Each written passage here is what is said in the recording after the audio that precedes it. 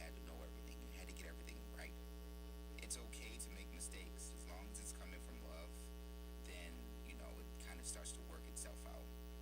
I want him to be able to sit back one day and go, "We worked together. We did a good job." That's dedication. Find out more at fatherhood.gov.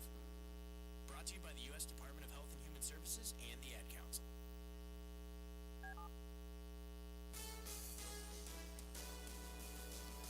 Back on Countdown to Kickoff, lots of huge games in North Texas this weekend, Andrew. In Class 6A, 11th ranked Prosper Eagles at 7-1, 4-1 play at number 14, Allen Eagles, who are 6-2 and 4-1. Both teams have already lost to number 6 Denton Geyer in district play. They play at the McKinney Lions, who are 6-2 and 4-1 in a Thursday matchup. Now, meanwhile, the Waxahachie Indians can push a playoff spot out of 11-6A if they can beat Mansfield Lake Ridge. Waxahachie is 6-2, 3-2 in district play. Mansfield Lake Ridge is 2-3 in district play and 3-5 overall. The Indians have won their last two after losing to third-ranked Duncanville 3 weeks ago. Boy, we have two very, very tough 6A districts in the Dallas, Texas area, Dallas-Fort Worth area. But looking between Waco and Stephenville, 4A Division I, number 1 and number 2 switched positions in the poll this week. Somehow I thought that was going to happen after the result last week. Yeah, as China Spring moves to number 1 after defeating Stephenville on a last-second field goal. The defending 4A Division II champs travel to like Waxahachie, while the defending Division I champs, Stephenville, they'll host the Alvarado Indians. Stephenville's 23-game winning streak by the books. Absolutely. That does it for North Texas. Go enjoy a great football game tonight. And thank you for listening to Countdown to Kickoff on the Texas State Networks.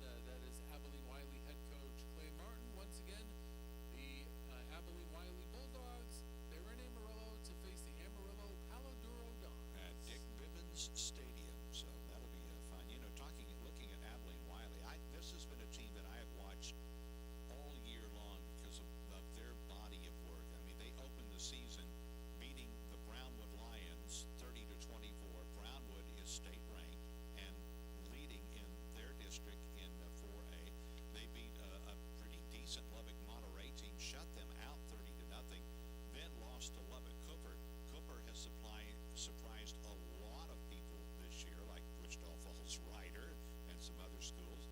They lost by 7 to Stephenville, and and then 2 points into San Angelo Central in overtime. It's a 2-point conversion that kept it from going to the next overtime. But that was that, and the San Angelo Central, a 6A ball club, and of course they've had the impressive win over Plainview, had that big win at Wichita Falls, Ryder, on what was maybe a controversial call in that ball game, but Ryder, they won the game and then had the big win over the Lubbock Westerns, 43-0, and they will have a new rivalry in their final game in district play, a fairly new rivalry against the Abilene Cooper Cougars. I remember growing up in West Texas, Abilene Wiley was this tiny little town in the middle, out in the middle of nowhere. You mean the city of Abilene, not Abilene Wiley High School? No, Abilene Wiley High School was, they were out. They were not. Wiley is its own town. Oh, is it? I did not know that. Yeah, but it was Abilene Cooper and Abilene High, and nobody thought about Wiley. Well, now Cooper and Wiley are in the same district, and Abilene High is still a 6A team. So new rivalries. Yes, the times they are changing. They are changing. We are looking at West Texas football. John Henry and Andrew Greenstein, and we have more after the break.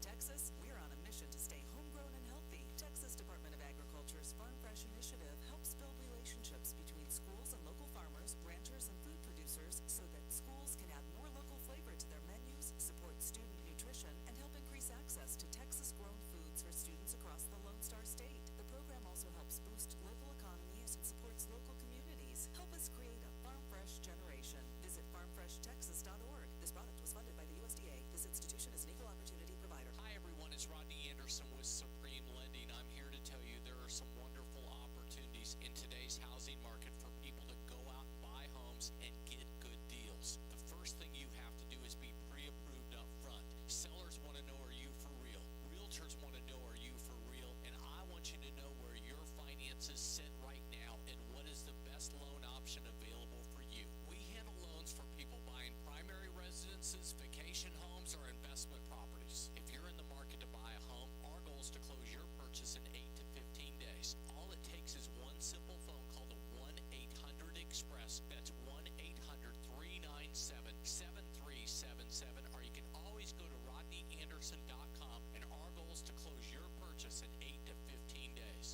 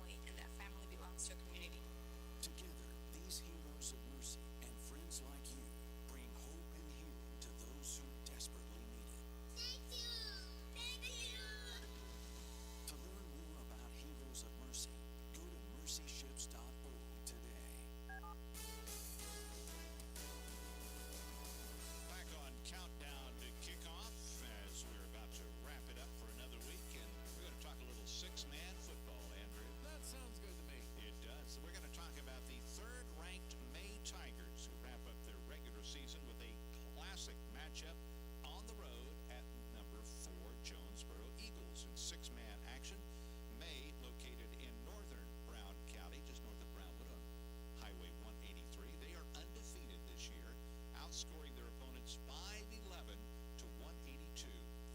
Jonesboro, which is located on Texas Highway 36 on the Hamilton-Coryell County line, they've lost only one this year.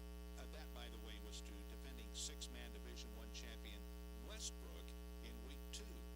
Now, May will have next week off to prepare for by-district play, while Jonesboro will host the Evant Elks to close out the regular season. Now, once again, in six-man, unlike in 11-man football, which the playoffs are 6 rounds deep, I believe in six-man football they're only 5 rounds deep, correct? That is how yes, because there are only 2 teams go from each district, so they will play the state champion. They'll play the state championship the same week. Okay. They'll just have a week between the state semifinals and the finals. I was about to ask you where that odd week comes in, so I guess that they get 2 weeks to prepare for the state championship. That's going to do it. Andrew, welcome to the show. Great to be here. Let's do it again next week. You got it. This is Countdown to Kickoff. Enjoy your football this weekend, and we'll see you next week on TSN.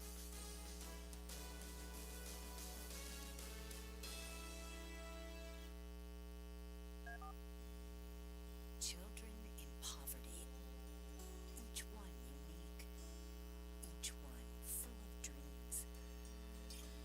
They're our hope, our future. They're the reason Children International exists. And even when the whole world changed, the things that mattered most to us stayed the same. Giving children the tools they need to set their own goals and create futures free from poverty. Tengo suficiente comida saludable. Estoy aprendiendo todos los días. Estoy sana y fuerte. We've developed new ways to reach children and families during these vulnerable times, ensuring they have access to health care, education, life skills, and more, so they can achieve their dreams. Learn more about Children International and join us at children.org/help today. KRXT-FM Rockdale.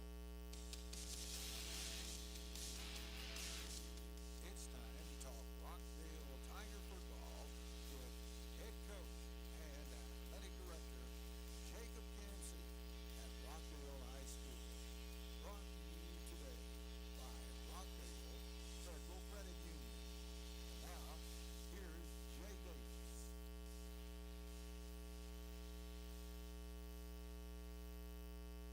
Welcome to the Coach Jacob Cansey Show, 98.5 KRXT.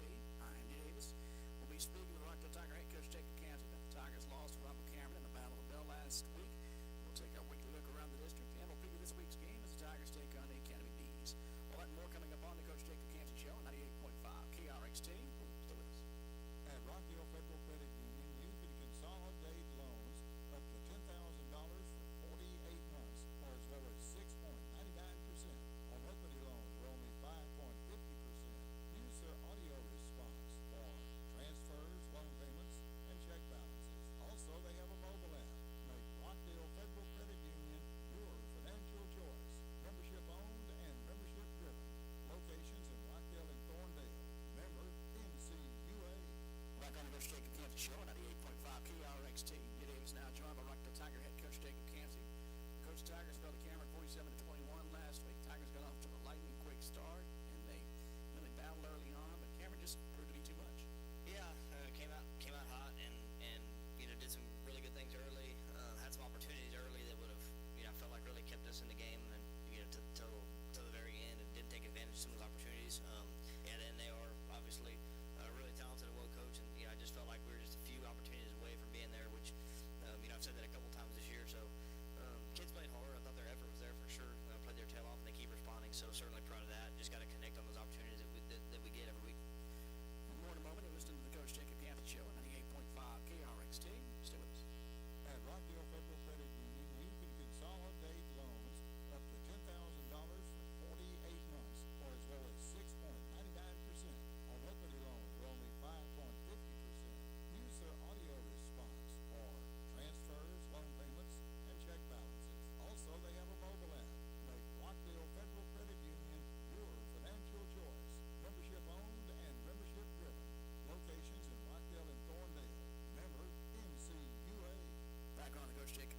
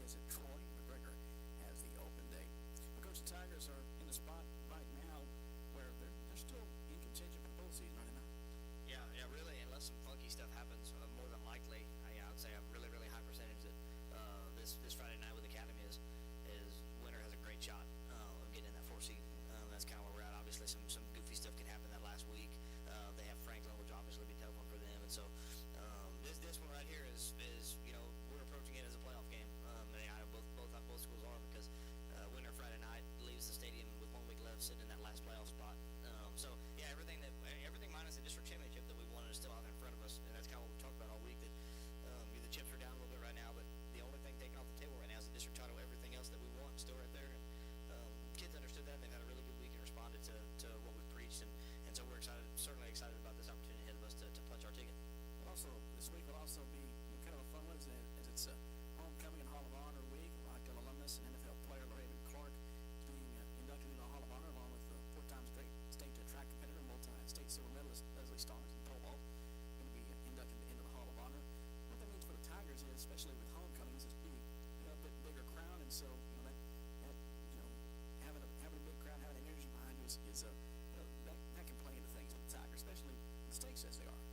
Yeah, it's going to be a tremendous atmosphere Friday night with homecoming, Hall of Honor, great weather, and I told them yesterday we had that talk that there's a lot of kids around the state that are playing a meaningless game Friday night. You're not. You're playing a game that's for your playoff lives, and so what an opportunity ahead against a good football team. And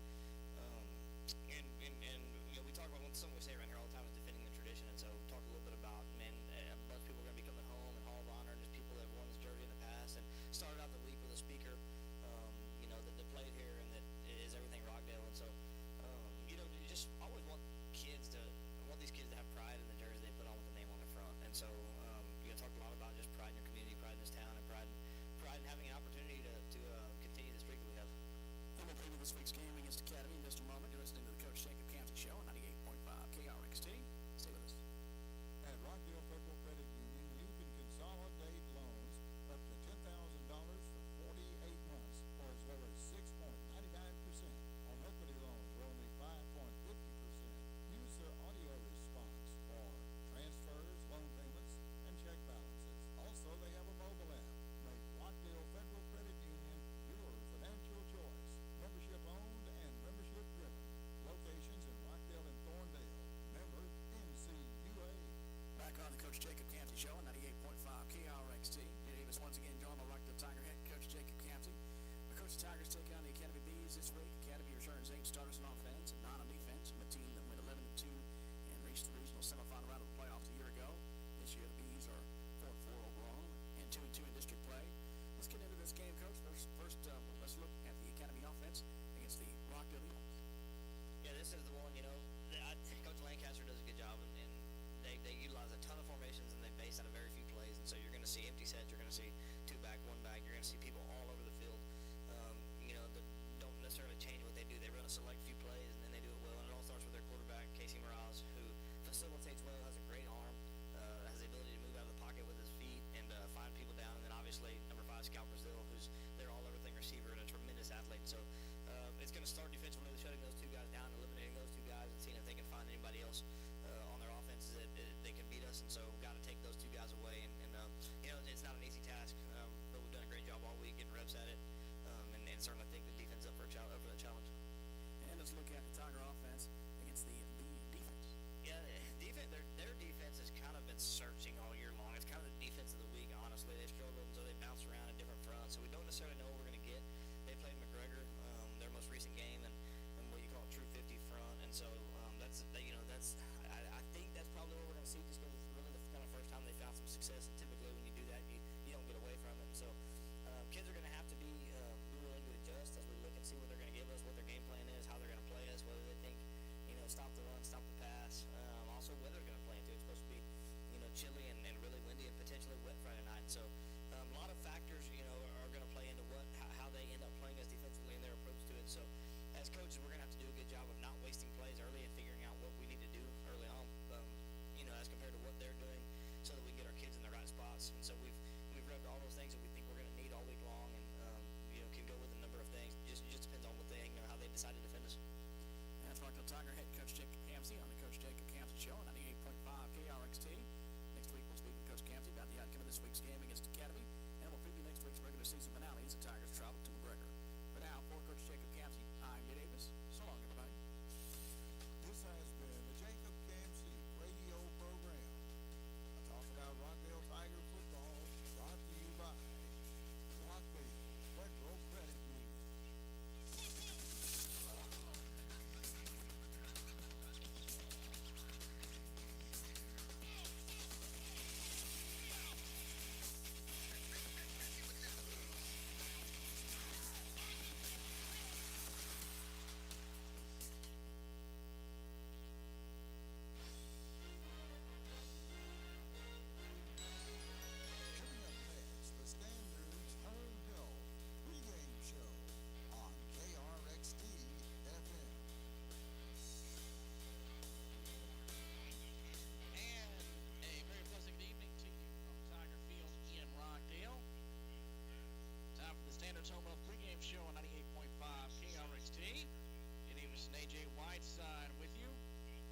Rockdale Tigers take on the Academy Bees for a homecoming and Hall of Honor night. The home finale for the Tigers for 2022. The Tigers are battling to keep their playoff hopes alive tonight after a disappointing showing in the Battle of the Bell last week.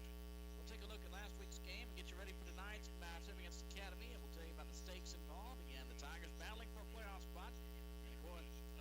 And again, of course, this is Hall of Honor night and homecoming. And looking for a good crowd on hand tonight. We'll get into all that in just a moment. After we hear from our sponsor, you're listening to the Standards Home Health pregame show on 98.5 KRXT. More after this.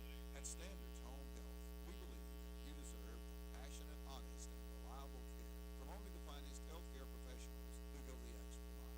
Standards Home Health provides in-home services for skilled nursing, home health aides, physical therapy, occupational therapy, speech therapy, and social work. Standard staff of nurses and therapists are here to provide high-quality, safe, and cost-effective patient care, whether you're in your home, an assisted living facility, or in a family or friend's home. Contact one of your nearby Standards Home Health offices today. And we welcome you back. Standards Home Health pregame show on 98.5 KRXT. J. Davis and AJ Whiteside with you. Rockdale Tigers host Academy for homecoming and Hall of Honor night. The Tigers had a rough go of it last week as they fell to rival in the big rivalry game as they fell to rival Cameron in the Battle of the Bell, 47-21. The Tigers got on the board first in that game after taking the kickoff at their own 30. The Tigers found Pater immediately. Tim Grice took the handoff on the first play from scrimmage and raced 70 yards for the touchdown for a 7-0 lead with 11:48 to go in the first quarter, 12 seconds off the clock. The Yeomen responded with a drive leading to a 2-yard touchdown run by Armando Reyes to tie the game at 7 with just under 9 minutes to go in the first quarter. Later, the Yeomen finished the drive on the final play of the first quarter. A 27-yard touchdown pass to Reyes. Extra point was no good. It was 13-7 at the end of the first quarter. The Yeomen got on the board again with a 24-yard touchdown pass to Corius Hartman, finishing a 7-play, 67-yard drive. Also, Reyes scored on a 2-point conversion to make it 21-7 in favor of the Yeomen with 7:04 to go in the first half. The celebration by the Yo after that touchdown led to an unsportsmanlike conduct penalty, which gave the Tigers favorable starting field position. Then the Tigers attempted a field goal, but unsuccessful there. The Tigers came back to close the gap. Robert Owens got a 16-yard touchdown pass with 4:50 remaining in the first half to cut the Yo lead 21-14. 4:50 to go in the first half. Looked like the Tigers were just going to battle there early, but the Tigers were pinned back deep and had to punt the ball away. A bad punt led Cameron to get in the ball at the Tiger 30-yard line. 8 plays later, Yo quarterback Braylon Drake threw an 18-yard touchdown pass to Charlie Mayer to extend the Yo's lead to 2 scores at halftime, 28-14. Yeoman had the ball to start the second half. Yeoman drove right down the field, 73 yards in 7 plays, ending with a 48-yard touchdown pass to Trajan Wilcox to give the Yeoman a 35-14 lead with 10:06 to go in the third. Scoring slowed down until early in the final period. Javaris Crittenden scored an 8-yard touchdown run to end a 12-play, 71-yard drive and gave the Yeoman a 41-14 lead with 9:36 remaining in the game. Tigers would reach the end zone one more time after a big return to set up the Tigers at the Yeoman 30-yard line. Leighton Marchek threw a 29-yard touchdown pass to Robert Owens. Extra point was good. Score, Tigers trailed 41-21 with 8:38 remaining in the game. Final score, Cameron's Canarius Bradley scored an 8-yard touchdown run, ending a 7-play, 54-yard drive to make it 47-21 Yeoman, and that was how the game would end up. AJ, the Tigers started well, but they just could not stay with a pretty talented Yeoman team. And of course, that's just one that they're just going to have to put behind them. Of course, the Battle of the Bell, always a big game and lots of excitement for both of the communities. But as you say, Tigers started out in good fashion, just could not keep up with the fast-paced Yeoman, but still have a shot at the state playoffs. And it starts tonight. They have to beat the Academy Bees and, of course, go on and win the ball game next weekend also. Of course, we're not worried about that right now. It's first things first. But Tigers have to just put that behind them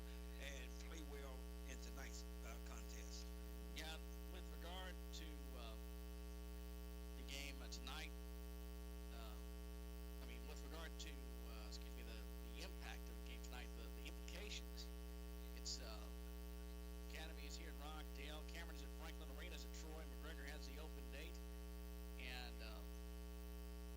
that's in 11-3A Division One, Rockdale's district. Thorndale's district, 13-2A Division One. Thorndale has the open date. Hollins is at Schulenburg. Weimer is at Flatonia. Thrall is at Hearn.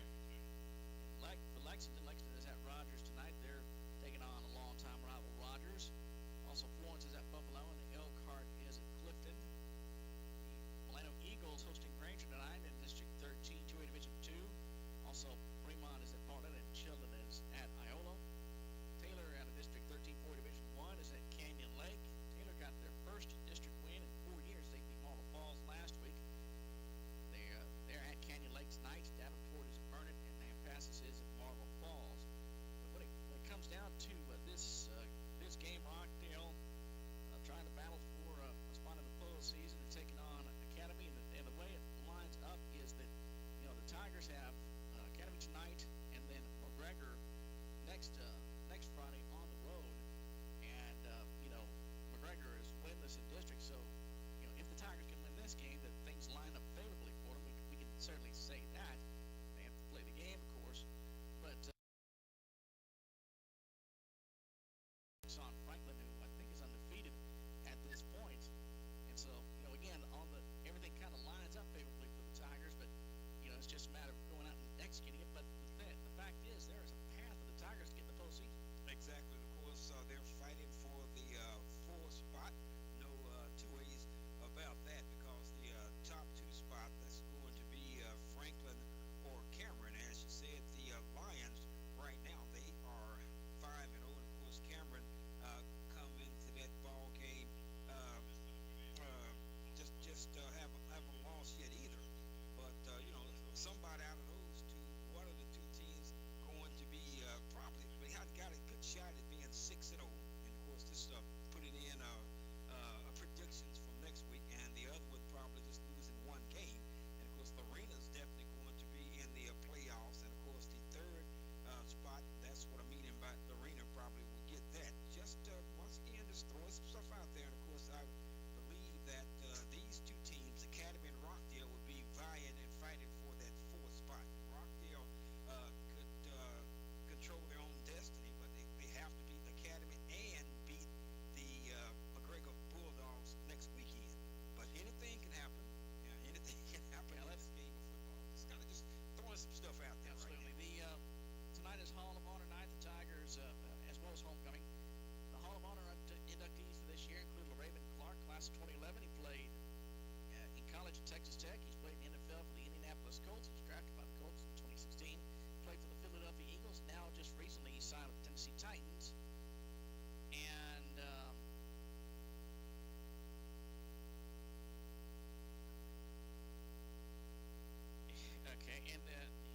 he also played for the Tennessee Titans, and also, he's just recently signed for the Titans.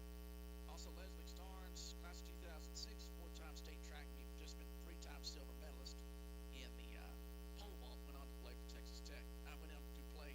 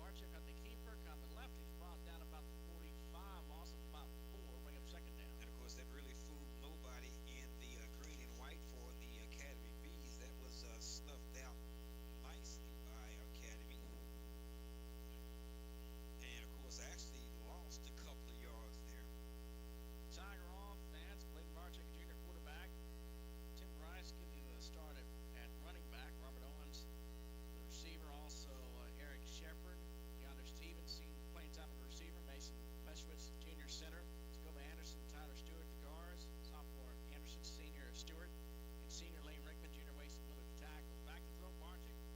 Second down and 14 on the run, rolling out, throwing a pass on the run, incomplete.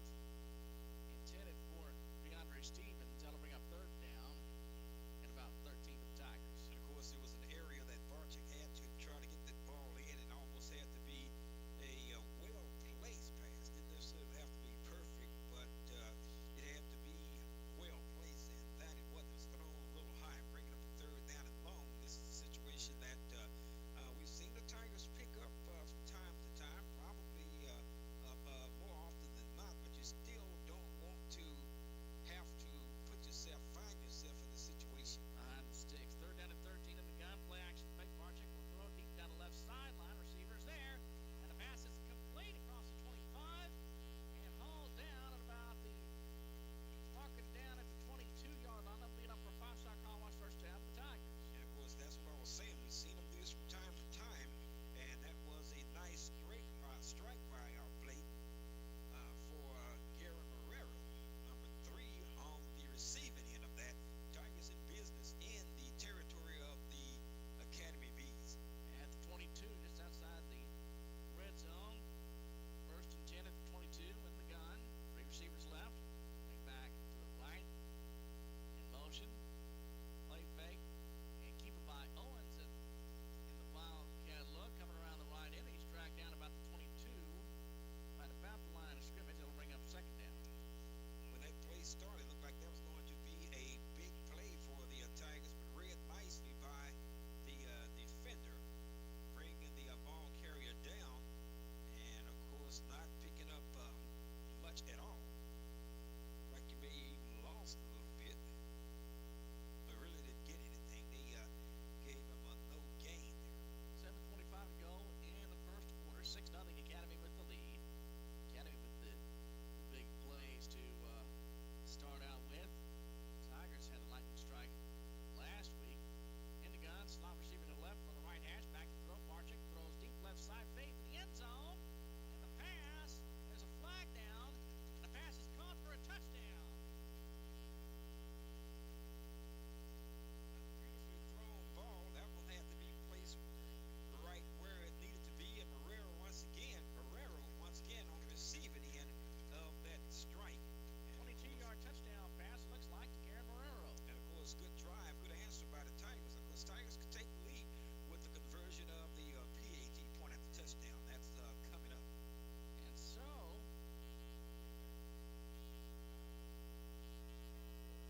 pass interference on the defense.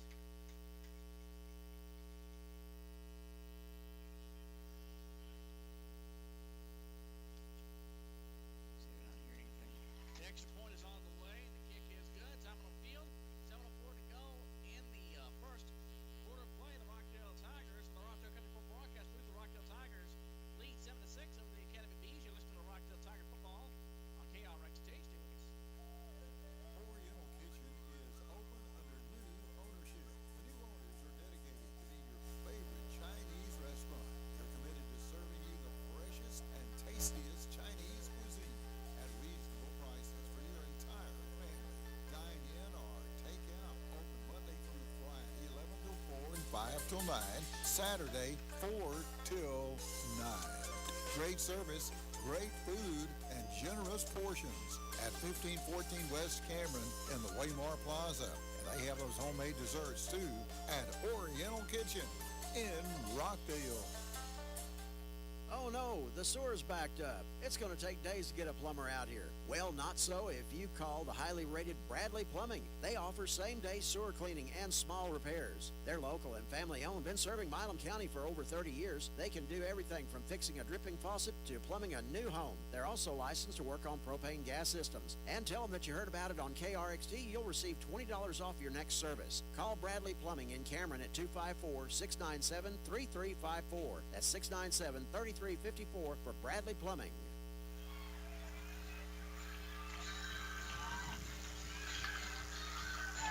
The Bees on a return up the right sideline. Trying to bounce it out wide right. And it's brought down about midfield. And there's a little flag down. So we'll check that. Alex Lawton on the return. And let's see if we can maybe get the official call in. Let's see. Unsportsmanlike conduct. White, number 9. All right, so the penalty against penalty against Academy. Let's get to touchdown summary with AJ. Okay, 62-yard drive by the Rockdale Tigers in 8 plays. Ended up in a 22-yard touchdown pass from quarterback Bladen Barczyk to Garen Marrero. And the kick was good by the Tigers, taking the lead 7-6. Rockdale 7 and the Bees 6. So Bees line up 1st and 10 from their own 36-yard line. Morales takes a snap, and then we got whistles before the snap.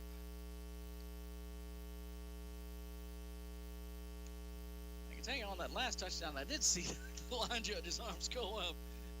That mystified me on the first score. I'm going to go back and watch the video on that, but like I said, I knew that it was a score, but did not see any indication of that. There's no indication on what exactly the stoppage of play was here, but now they're ready to go. Academy breaks the huddle. They're ready to go. In the gun, slot receiver to the left, working from the right hash. Snap back to Mirage. The handoff coming wide left. Bounce to the outside. Cross to the 49 out of bounds. Clayton Lawson, the running back. Bounces outside, picks up about 5 on the play. Bring up second down and about 5. 6:49 to go in the first quarter. And of course, once again, missed tackling by the Tigers. Picking up decent yardage on that play. Just bounced to the outside. Just couldn't bring him down. That was brutal for the Tigers last week. Exactly. And of course, we've seen that throughout the 2022 campaign. Missed tackling, that is. Second down and 5 in the gun. 3 receivers to the right. Snap back to Mirage. He'll keep over the right side. Breaks a tackle across the 40. About the 42-yard line. Marked down about the 43. They'll bring up third down and about 3 and of course, Bees. Better job that time by the Tigers tackling, but still somebody had bolted through and tried to ankle tackle him, bring him down in the backfield. Didn't happen, but he only picked up about 2.5 yards on the play. See what the Tigers do on this third down play. And we'll bring up third down and 3 for the Bees. And the first quarter brought to you by Alpha One Chevrolet Buick and Rockdale Investing here, providing transportation to carries the broadcast crew for all out-of-town games. And the offset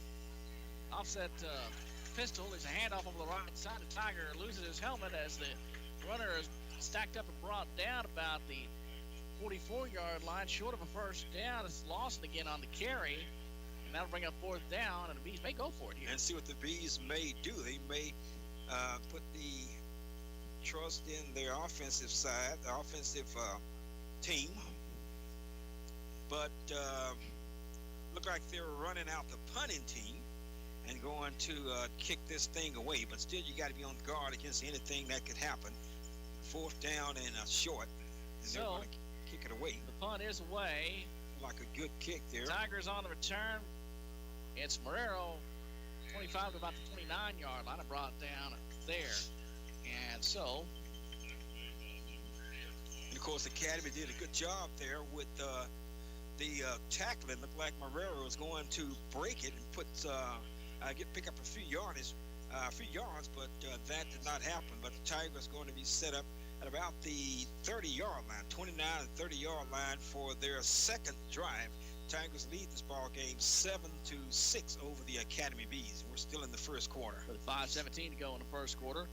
Tigers lining up in the gun.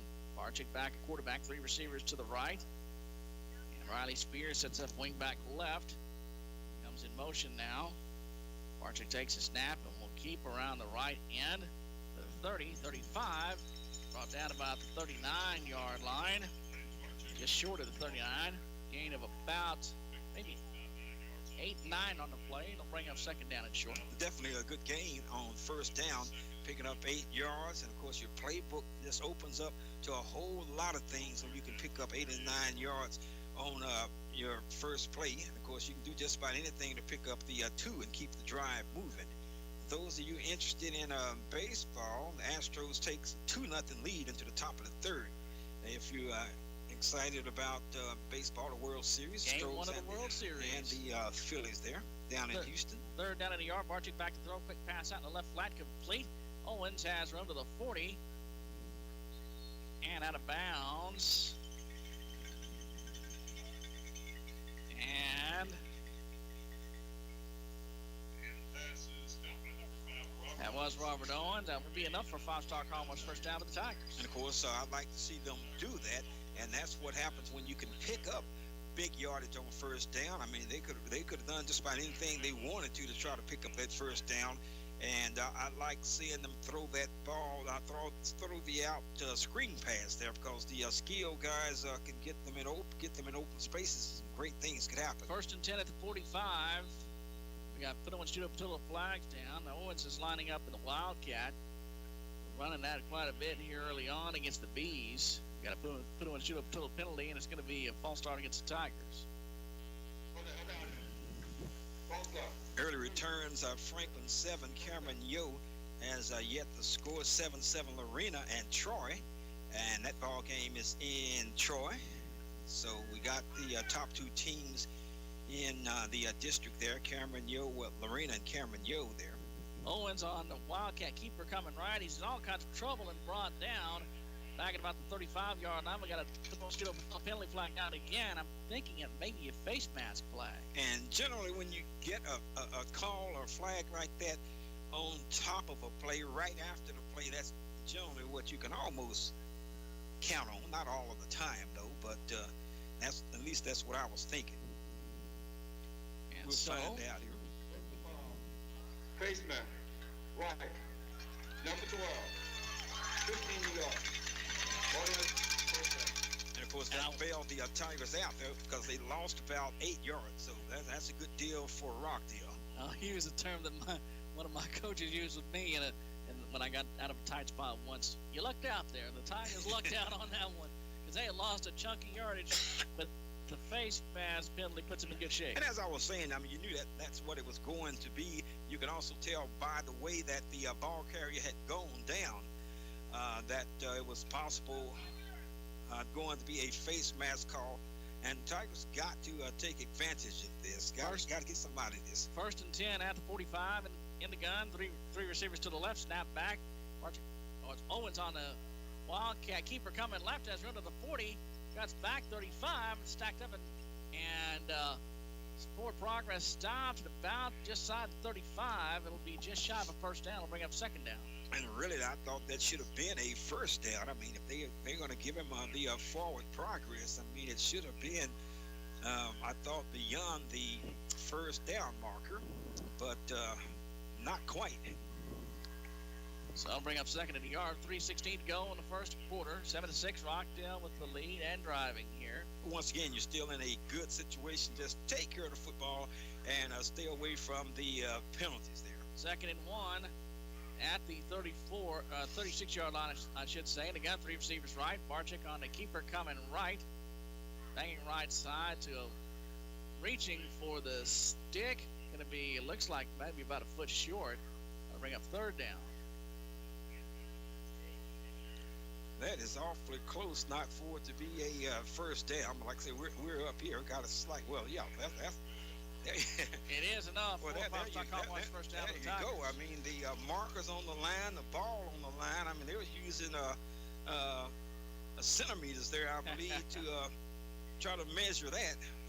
Both the mark and the ball was on the line. I said it looked like that ought to move the chains, and it did. It didn't pick up a whole lot, but got just enough. Didn't need a lot either. First and 10 from the left hash. Two receivers right, one to the left. Snap back. Barczyk will keep around the right end. He's in all kinds of trouble and goes down. Back at about the 41, and the Bees are just not letting the Tigers have anything in the quarterback run game. They are all over the quarterback, even if it's Barczyk or out of the Wildcat. Exactly. Of course, he actually looked like he lost his footing, tried to reverse his field. I'm not sure that he didn't just see the way the play was going, just go down and say, let's live for another day. Well, it could have. That's exactly what it looked like also. But the Tigers have to make something out of that. If they're going to swarm that play, they need to combat it and make something else. Another Second down and 15, play action fake, marching back to throw, deep ball down the left sideline, and it's overthrown, incomplete.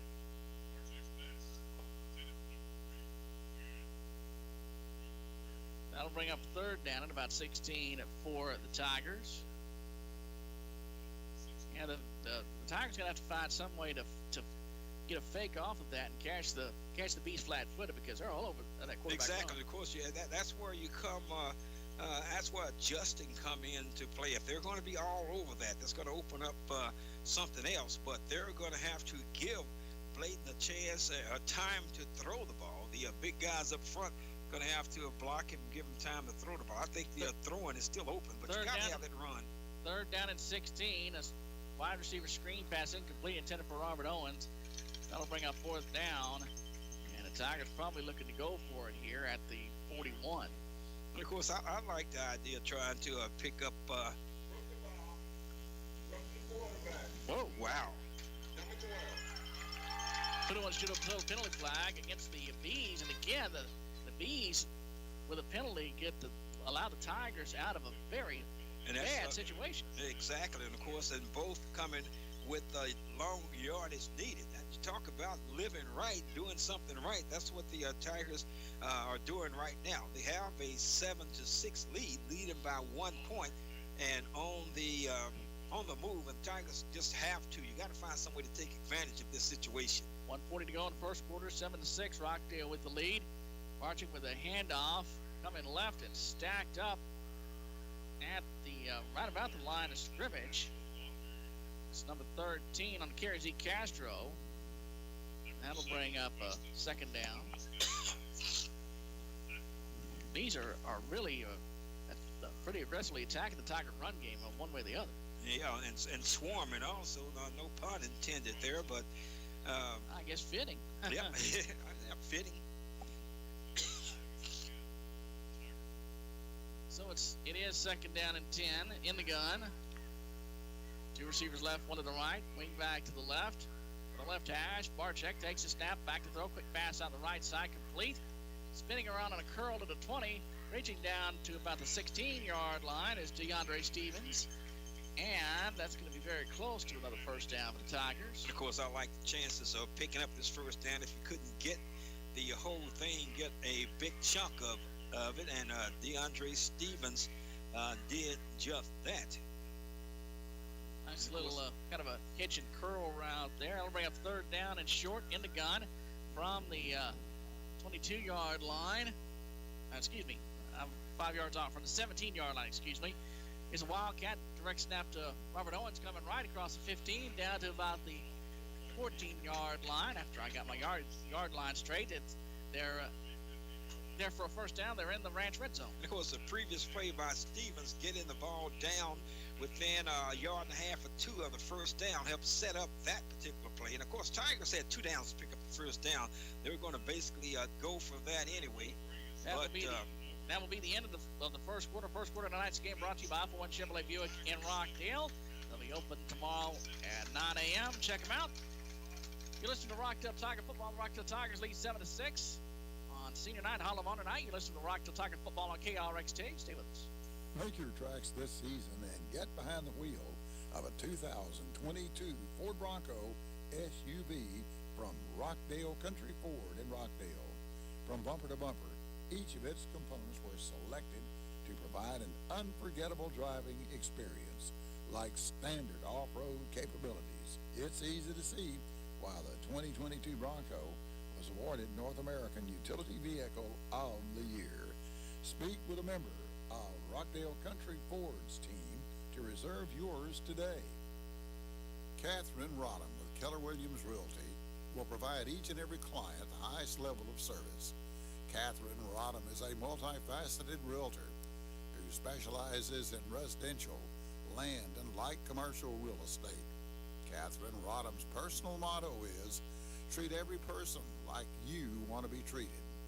For all your real estate needs, call Catherine Rodham with Keller Williams, 979-324-6891, or email her at krodham@kw.com. Brother Rockdale Country Ford Rockdale Country Club broadcast booth. Jay Davis, Eddie Whiteside with you. The Rockdale Tigers lead 7-6. Start of the second quarter. Tigers have a 1st and 10 in the Ranch red zone at the 13-yard line. In the gun, 2 receivers left, man in motion. Snap back. Barczyk will hand it off up the middle. Banging inside the 15 down to about the 12-yard line. Grice on the carry. Bring up second down. Of course, Tigers hadn't done a lot on the plays in between the tackles, and of course the Bees have been doing a pretty good job on the wide stuff that the Tigers want to run. I still think the wide plays will be open, but we have to do a better job at sealing off the linebackers because they're getting to the ball in a hurry there. Second down and about 8 in the gun from the 12. The man in motion, sets it 3 receivers left. Barczyk rolling out to his left, looking, throwing a pass left side to about the 2, but it's dropped and incomplete. I think it was Riley Spears, the intended receiver, and that will bring up a 3rd down for the Tigers. To bring up another 3rd down in the long situation that the Tigers are going to have to overcome, and you would have loved to seen them get something out of the 2 previous plays, but gotta try to get the ball into the hands. Take care of the football first of all. See what the Tiger offense dials up here, what they want to do. 3rd down at about 8 at the 12-yard line in the gun. 2 receivers tight to the left, 1 to the right. Snap back. Barczyk, play action fake back. Dumps it right side, complete to Owens. Has room to the 10, to the 5. Breaks a tackle to the goal line. Is he out of bounds? I see the official waving his arms on the sideline about the 4. Evidently, he said that he had stepped out because he definitely scampered into the end zone, but that should be a 1st down for the Tigers, according to where the official is standing. We do have a put-on total penalty on the play. Did not see that. Hold it. Blue. 77. 10 yards. Wow. That one hurts. Exactly. Total penalty against the Tigers. Exactly, because that was a touchdown taken off of the board. Owens got the ball on a quick pass there around the right. Just took it into the end zone, and I guess that's why it was no celebration there. Backing the Tigers up. 3rd and 18 from about the 22 in the gun. Tigers look over to the sideline for the call. 4 wides, 2 to each side. Working from just inside the right hash. Barczyk backs up. Rice next to him. Takes a snap back to throw. Sets, throws deep left side for the end zone. The pass is caught for a touchdown. Making the catch. Robert Owens for the touchdown, and the Rockdale Tigers are on the board once again. A 22-yard touchdown pass. You don't want to have to try to overcome a penalty and have a 3rd and 18 all the time, but I was basically saying that the Tigers take care of the football. I thought they could have run the same play that they had gotten a touchdown on the previous play with, but they did something different, but the results were the same. A nice run and catch and pass. The extra point is on the way, and good time on the field. 10:49 to go in the first quarter. Rockdale leading Academy 14-6 from the Rockdale Country Club broadcast booth. You're listening to Rockdale Tiger football on KRXT. Stay with us. Bland Construction proudly supports the Rockdale ISD staff, students, and Tiger athletes. They hope you have a successful year in the classroom and on the playing field or court. Bland Construction is not a stranger to change, for they've been in business since 1979, proudly serving Rockdale and surrounding areas with all your construction needs. Please remember Bland Construction. If you're in need of a new home facelift, or a paint job, call them first and give them a chance to help you out. Remember, you are not in business for 41 years if you're not doing something right. Bland Construction, 512-446-2693. From the Rockdale Country Club broadcast booth, Jay Davis and AJ Whiteside with you. The Rockdale Tigers lead 14-6 with 10:49 to go in the first half of play. Let's get to touchdown summary with AJ. Okay, nice long drive by the Rockdale Tigers. 14 plays covering 70 yards. and the Tigers overcame a 3rd down and 18, resulting in a 22-yard touchdown pass from Bladen Barcheck to Robert Owens, and the kick was good. Romero's kick was good. Tigers increased the lead to 14 as Rockdale 14 and the Academy Bees 6. 14-6, Tigers lead this ball game, and doing a good job. Need to get the ball back on the defensive side of things here. Tigers getting set to kick off. Pop-up kick. Yeoman.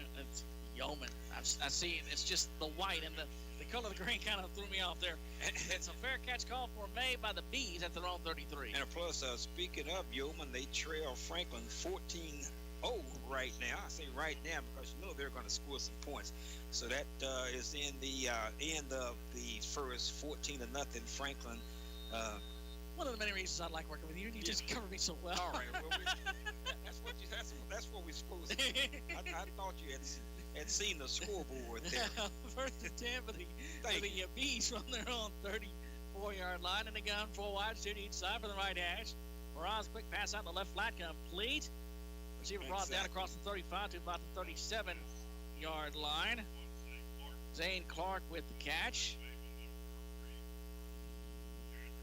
And pretty good job of tackling there by the Tigers, bringing the ball carrier down. That was kind of slow developing, but Tigers snuffed it out nicely. And of course, as I always say, Tigers need to bring some pressure on the quarterback. Need to get into the backfield and make the quarterback throw the ball. 2nd and 7. Here's a pass left side, complete across the 42, about the 42-yard line, and brought down. That'll be enough for a first down for the Bees. 9:55 to go in the first quarter. 14-6. The Tigers at the lead. Clock running. From the Rockdale Country for broadcast booth, J. Davis City White's out with you. Homecoming and Hall of Honor night. The Rockdale Tigers leading 14-6. Miraz in the gun. Looking things over. Snap is back. Hand off over the left side. Across the 45. Brought down. It's Clayton Lawson on the carry. And we got a player shaking up, a little slow to get up. Ball marked at the 47.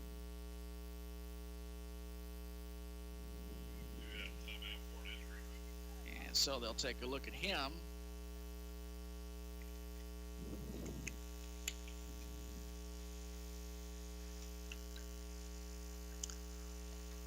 Of course, once again, some other schools in the area as my computer updates. Franklin 21 now. Cameron Yo nothing. Troy and Lorena knotted up at 7. Have Conley 41-14 over Madisonville. And we also have Gatesville 28-0 over Robertson. And what I'm using right now is Waco area stream. And I'll get to the Milano schools. And Thorndale's taking on whom tonight? Thorndale's open. Okay, they're open. They're open tonight. Okay. Yeah, I tell you, when it comes to Franklin and Lorena, it really sounds like these two are headed toward, it sounds like they're going to be matching up down the road in the playoffs somewhere at some point. It kind of reminds me of, those late 80s, early 90s teams, Thorndale and Bartlett. They'd always make a long playoff run and meet each other deep in the playoffs. That when that district was so strong, and 7 times in an 11-year period that the state champion came out of that district, and those two teams would always meet up. Sounds like it really sounds like Franklin and Lorena headed that direction. And of course, and I'm not going to rule Cameron Yo out either because that's possible. True, yeah. Yeah, because still a very good football team, and they could possibly keep going and meet up with one of the district foes again. We've seen that happen. In 2014, where Cameron and Rockdale met up in the playoff game. That was some exciting football then. Yeah.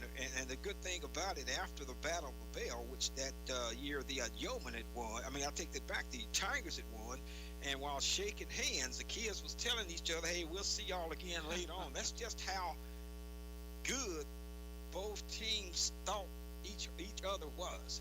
Knowing, that was a long time before that happened, but it actually happened, and the Yeoman ended up winning that game over in Georgetown.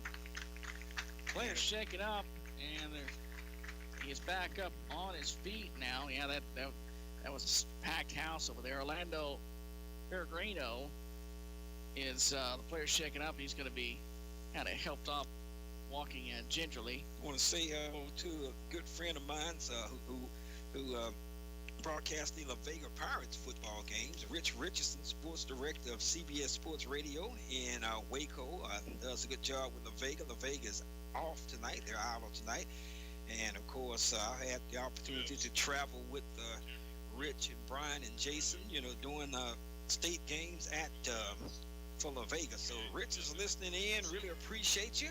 Thank you so much. So 2nd down and 6 for the Bees now. And they're on 47 with a man in motion. Jet sweep on the give coming around the right end to about the 49, and the Tigers snip that out pretty well and bring him down up on the stop of the Tigers. Crew Sam Miguel leading the charge.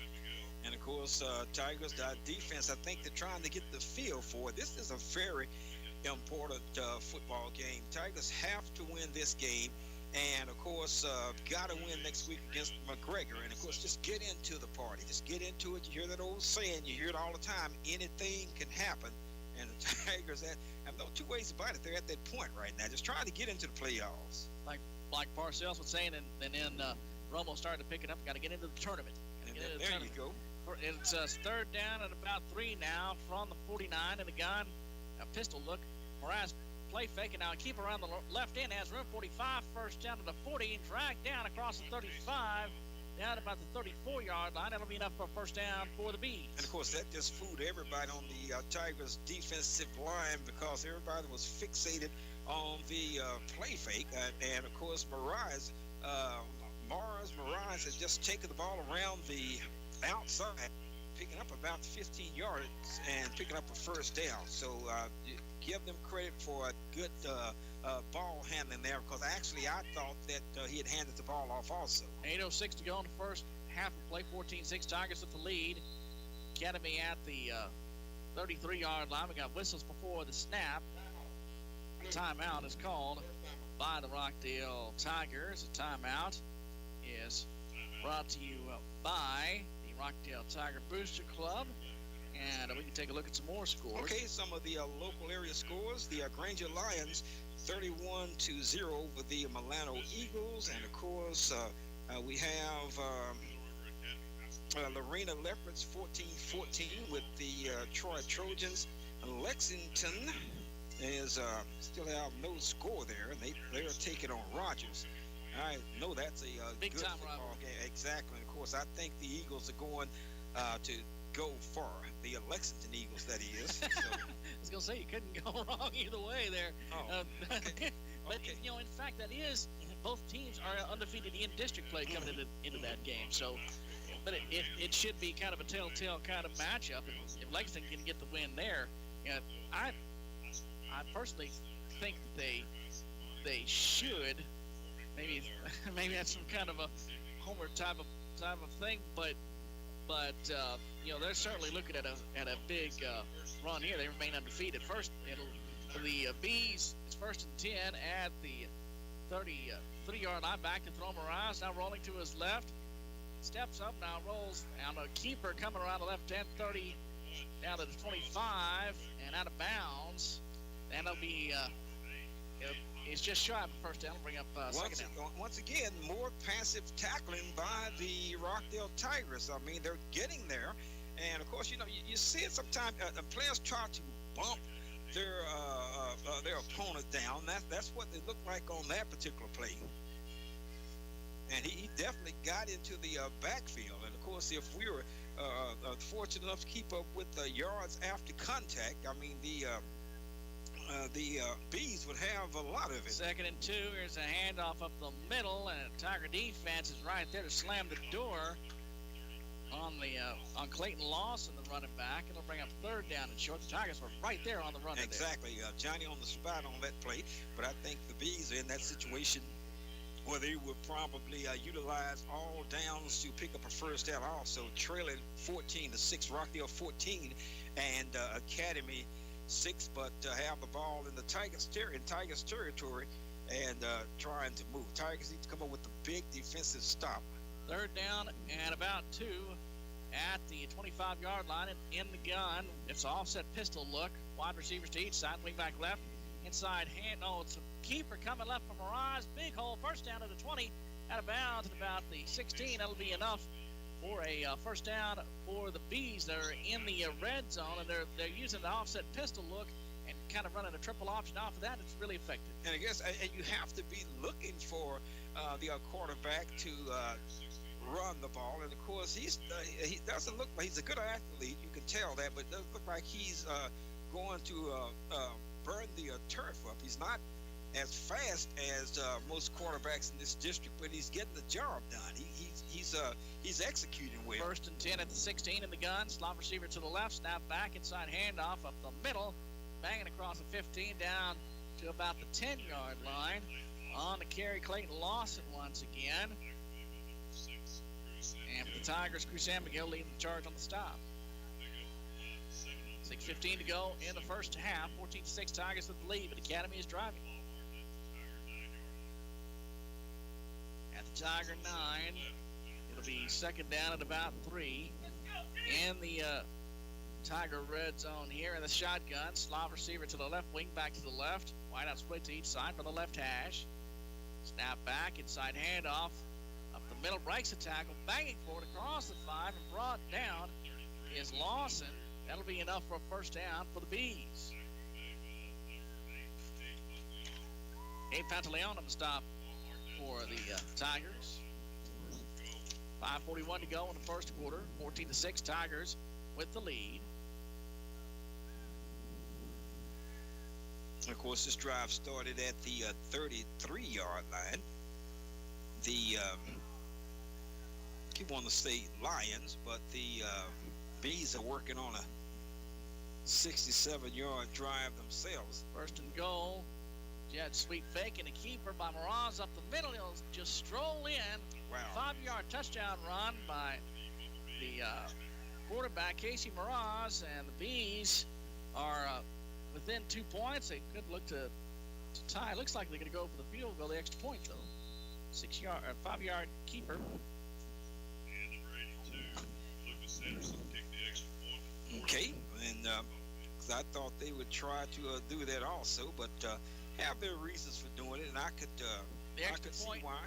Is on the way and good. Time on the field. 5:15 to go in the first half of play. The Rockdale Tigers lead 14-13 over the Academy Bees. For the Rockdale Country Club broadcast booth, you listen to the Rockdale Tiger football on KRXT. Stay with us. If you live with a chronic condition, Standards Home Health has a Live Well program. Live Well is support provided by a core team of physicians, nurse practitioners, nurses, therapists, social workers, and spiritual providers. A healthcare professional is available 24/7. If you live with kidney disease, Alzheimer's disease, COPD, cancer, diabetes, or stroke, you are provided with comprehensive care, nutritional knowledge, discomfort management, and clinical support in order to keep moving forward with life. Inquire today about the Live Well program at Standards Home Health. Looking for personalized gifts for all special occasions, embroidery, custom vinyl, and custom print items? You'll find it at Two Doors Down Embroidery, 229 North Main in Rockdale. Stop in today and shop Two Doors Down. Open Monday through Friday, 10 until 5. Owner Kathy Perry invites you to come in. Call 512-543-5090 or email twodoorsdownembroidery@gmail.com. And number 82, Lucas Anderson. Rockdale Tigers lead 14-13 over the Academy Bees with 5:15 to go in the first half. Here's the kickoff of the pop-up kick. Taken by the Tigers at the 30 is Marrero. Looking for room to the 35. About the 40-yard line. Brought down right at the 40. Let's get the touchdown summary with AJ. Okay, that was a 4-yard touchdown run by Casey Miraz. The kick was good, and that was after the Bees took 11 plays to travel the distance of 67 yards. 67-yard drive and 11 plays, and, of course, a 4-yard touchdown run. Kick was good, 14-13. You thought that the Bees would probably go for the 2 points to try to tie it up, but they elect to kick the extra point, and still trailing Rockdale 14, and the Bees 13. 1st and 10 for the Tigers from their own 40 in the gun. Two receivers to the left, one to the right. Wingbacks is in motion.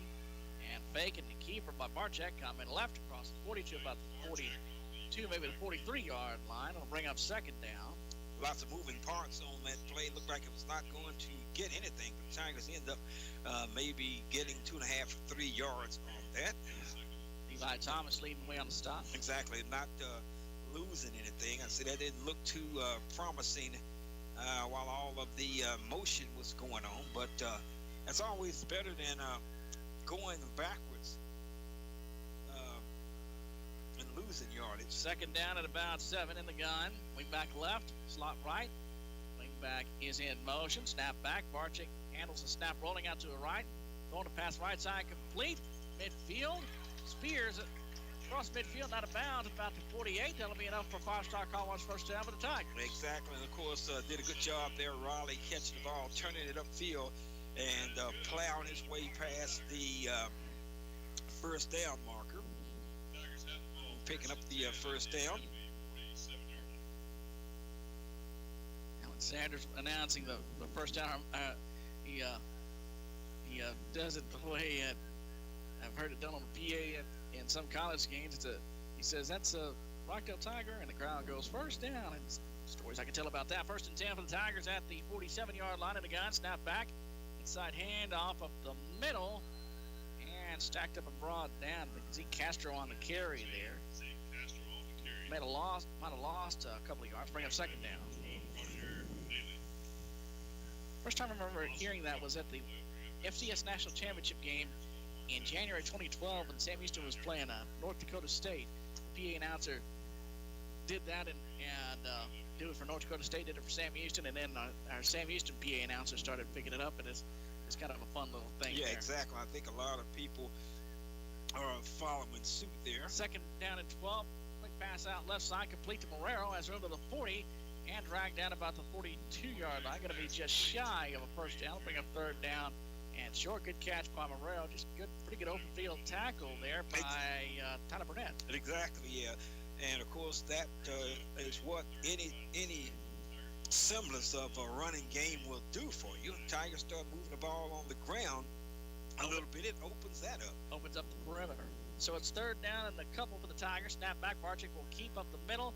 Dodges a couple, has run to the 35 across down to about the 33. That'll be enough for 5-star Colorado 1st down for the Tigers. Nice run by Barczyk. Good job, because Tigers on the move once again tried to answer the touchdown of Academy. And I think it'll be very advantageous for the Tigers to put some points on the board. Still plenty of time left. And Tigers up by 1, 14-13. Just take your time and try to move this ball down the field. 2:28 to go in the 1st half. In the gun, 3 receivers to the left, wing back to the left. High snap back, and Owens on the keeper coming left across the 30 down to about the 26-yard line. Robert Owens put on still a penalty flag is down on the play as Owens ran for the Wildcat. Flag was down on the far sideline there. Of course, as they sort that out, the offsides, or we will let the man in the stripes tell us. Sideline warning, white. Okay. So that's just a warning. Next time will be a penalty. So we'll continue on. 2:03 to go in the 1st half. Tigers leading at 14-13. And of course, Tigers moving methodically down the field, but they just got to make sure they take care of the football and don't make any mistakes. I noticed that all of the snaps are a little higher than you normally would see from anyone else. I think that Blayton is just about is comfortable with where he's getting the snaps. When you put Robert out there, that same snap looks a little higher. Here's a snap and the keeper coming left on 2nd down and a couple from the 26-yard line. It banks forward to about the 24. That'll bring up 3rd down, and I think he was short, was he not? Yeah, he was. That'll bring up 3rd down, and that did cause a little hesitation there as well. And of course, I think that the Tigers like the position that they are in. So Owens will take the snap in the Wildcat this time as Barczyk goes out into the slot. 3 receivers to the right. Owens sends a man Spears in motion. Snap back. Owens will keep around the left end. Has room to about the 21. That'll be enough for 5-star Conway's first down for the Tigers. And of course, once again, that shows what happens when you keep the ball going north and south and don't lose anything. You pick up, 3.5 yards don't seem like a whole lot, but you get 3.5 yards 3 times. That's almost your first down right there. That's 9+ yards, and of course, it's important. You don't necessarily have to always have a big play. That's what the Tigers on this drive have been doing, just picking up decent yardage. 1st and 10 for the Tigers at the 23-yard line in the gun. 3 receivers to the right, 1 to the left. And we got whistles before the snap. Looks like a timeout's going to be called. Be a Rockdale Tiger Booster Club timeout with 1:15 to go in the first half. 14-13, the Rockdale Tigers with the lead. And again, as the way they say, 3 yards in a cloud of dust. It's not exactly been the common line of thinking in the spread era that we're in, but Tigers kind of making it work. No, exactly, and of course, Tigers are they can pick up big yardage with the skilled players that they have. Get the ball into their hands, something on the perimeter, something on the outside, and let them get out in open space. But I like to see them every once in a while do what they're doing right now. Let's pick up a few yards. Of course, they could bust one up the middle also between the tackles, though. But when you're running the ball between the tackles, picking up anything, and you have that planted in your opponent's mind that something else could come, that works well for you. And the big thing was last week against Cameron, they wanted to attack the perimeter to try to open up the inside, allow for those inside runs, and Cameron just wasn't letting them have it. But I would have loved to see the Tigers continue to try to do that because they were having a lot of trouble completing passes. Exactly, exactly. But I really thought they did a nice job of running the football. So it's Tigers 1st and 10 at the 23-yard line in the gun. 3 receivers right, 1 to the left. Snap back to Barczyk, back to throw. Deep ball left side, pass complete. Marrero turning to the goal line. Touchdown! Eli Marrero makes the catch. 22-yard touchdown pass. And that's what I like about this football team. I say we've had our woes on defense, but this offense, I just keep saying it. I'll put it up against anybody, and you feel good with the football in their hands with any amount of time on the clock. Apologies to the Marrero family. It was Garen Marrero with the touchdown catch. I thought you had put a new player out there. I said, we'll figure that out later. Extra point is good. My blunder is notwithstanding. And the Rockdale Tigers lead 21-13 over the Academy Bees. 1:08 to go in the first half. You're listening to Rockdale Tiger football from the Rockdale Country Club broadcast booth on KRXT. Stay with us. When you have an accident, take your vehicle to the place more and more Central Texans trust, Scott's Body Shop. They'll repair and replace what is needed and paint with the greatest of expertise. You won't even know the accident happened by looking at your truck or car. And Scott's Body Shop will work with your insurance company. Can't afford to be without a vehicle? Reserve Scott's loaner car. That's Scott's Body Shop on Highway 77 just north of 79 in Rockdale. Phone 446-7391. If you would never lend a buddy your wobble sockets because, well, he really should have his own, then CarQuest is for you. If even your work gloves have calluses, then CarQuest Auto Parts is for you. CarQuest is for those who really know and care about their car. CarQuest is serious auto parts. For all of your auto parts, repairs, and more, come to your friendly CarQuest dealer on West Cameron Avenue in Rockdale today. Rockdale Tigers getting ready to kick it off. We'll have a touchdown summary in just a second. Tigers lead 21-13 with 1:08 to go in the first half. And Tyler Thomas getting ready to kick it away for the Tigers. Wow. We'll get that in just a second. Pop-up kick for the Tigers. Fair catch call for made by the Bees at their own 30-yard line. Well, a little extracurricular stuff and put it on shoot up until the penalty flag comes down. Tiger involved with the Trey Ward there on the play, and we'll check the flag. Let's get the touchdown summary. Okay, the Rockdale Tigers, nice drive. They pulled off a 57-yard drive. Took them 9 plays to get that accomplished. Ended up in a 22-yard touchdown pass from the quarterback, Bladen Barczyk, to Garen Marrero, who is having a heck of a game. 21-13.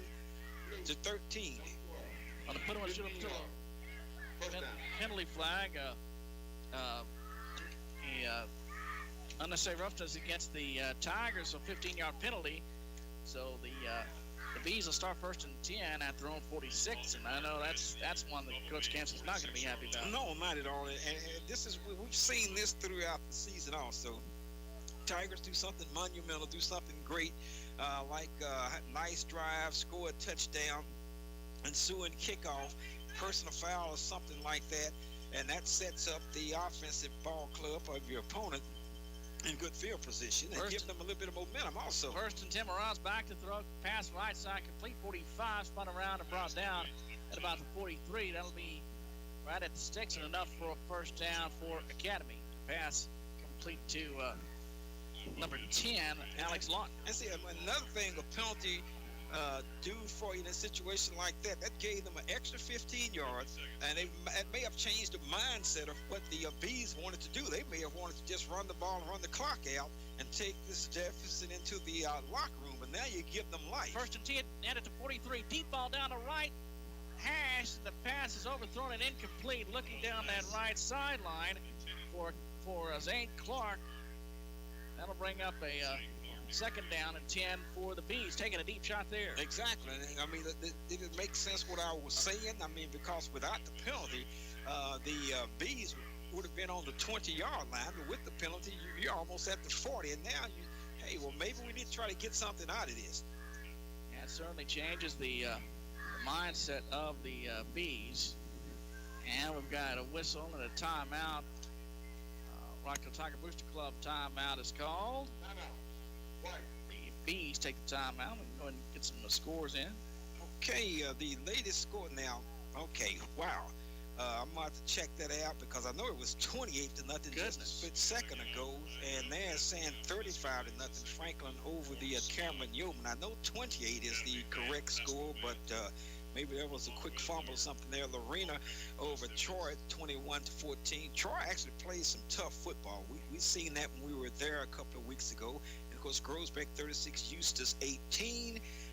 Locally, it's Milano still trailing Granger 31-0. And of course, other action, Lexington. Okay, this is not going to work good for me. I'll have to find that one later. But let's look at some of the scores. Lexington, I still have no score with them against Rogers right now. I'm going to try to look into that one also. Milano, you got to figure they just run in. They were taking advantage when they were superior against some lesser teams, and they've just met the meat of their schedule. Granger's a tough team. Second down and 10, back to throw. Mirage sets and looks, throws to the post, pass complete to the 30, and then dropped incomplete. Thought he had it, and then he took a half a step and dropped the ball. Never could finish it. And of course, it was a little case of we used to call them back in my day alligator arms. Oh yeah. In that situation, and of course, I don't blame him. He had 3 defenders around him. That's why you draw your hands in and make them short, alligator arms, whatever, getting ready for the impact. I think that he had more room to catch that he thought he did. Third and 10 at the 43 in the gun. Mirage back to throw. Left-hander rolling out to his left. Stops. Now will bring it back to his right. Steps up. Now fires down the right side. Complete all alone to the 5. Rolling in. Touchdown. Wow. Taking it in for the Bees, Alex Lawton. 43-yard touchdown pass. My goodness. And all that goes back to that penalty. Exactly. That gave Academy the go-ahead. Exactly, because I think if they had gotten the ball where it would have been without the personal foul, they may have changed their mindset. And you saw that play developing. I was just going to say that's the first time we've seen any kind of a pressure on the Bees quarterback. And they flushed him out to the left, but could not bring him down. And he reversed it back to the right side of the field towards the press box here and found his receiver. What happened on that play with all that action going on with the rushing of the passer, and he's keeping the play alive, I think the defenders got a little lazy in there, kind of lackadaisical, and let up on the coverage. Yeah, he was rolling to his left, then he peeled away and rolled back to his right. Wow. I didn't see the receiver downfield, but you could tell he saw him. But exactly. I mean that's a scary play. I was kind of obscured here by the end of the press box, but you can tell something unfavorable was going on there towards the corner of the end zone. Did you get the receivers? Because I didn't. 43-yard touchdown pass to Lawton. Okay, number 10. Didn't get any of that. Like I say, I'm kind of blocked off here, but I could tell that was. Bees will go for 2 here to try to tie it up with 24 seconds to go in the first half. The man in motion. Snap is back, rolling out to his left. Throws a pass. The receiver's there, but it's dropped. It was kind of short-handed thrown to him, and one hopped it incomplete, so the 2-point conversion fails with 24 seconds to go in the first half.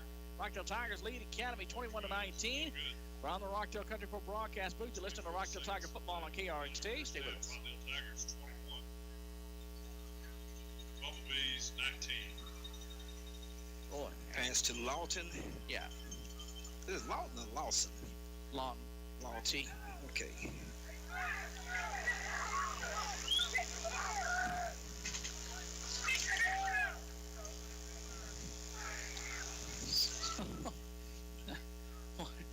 I'm thinking of the coaches. When I was in high school, if something like that had happened, you'd be able to hear them up here. Oh, yeah. Tell me about it.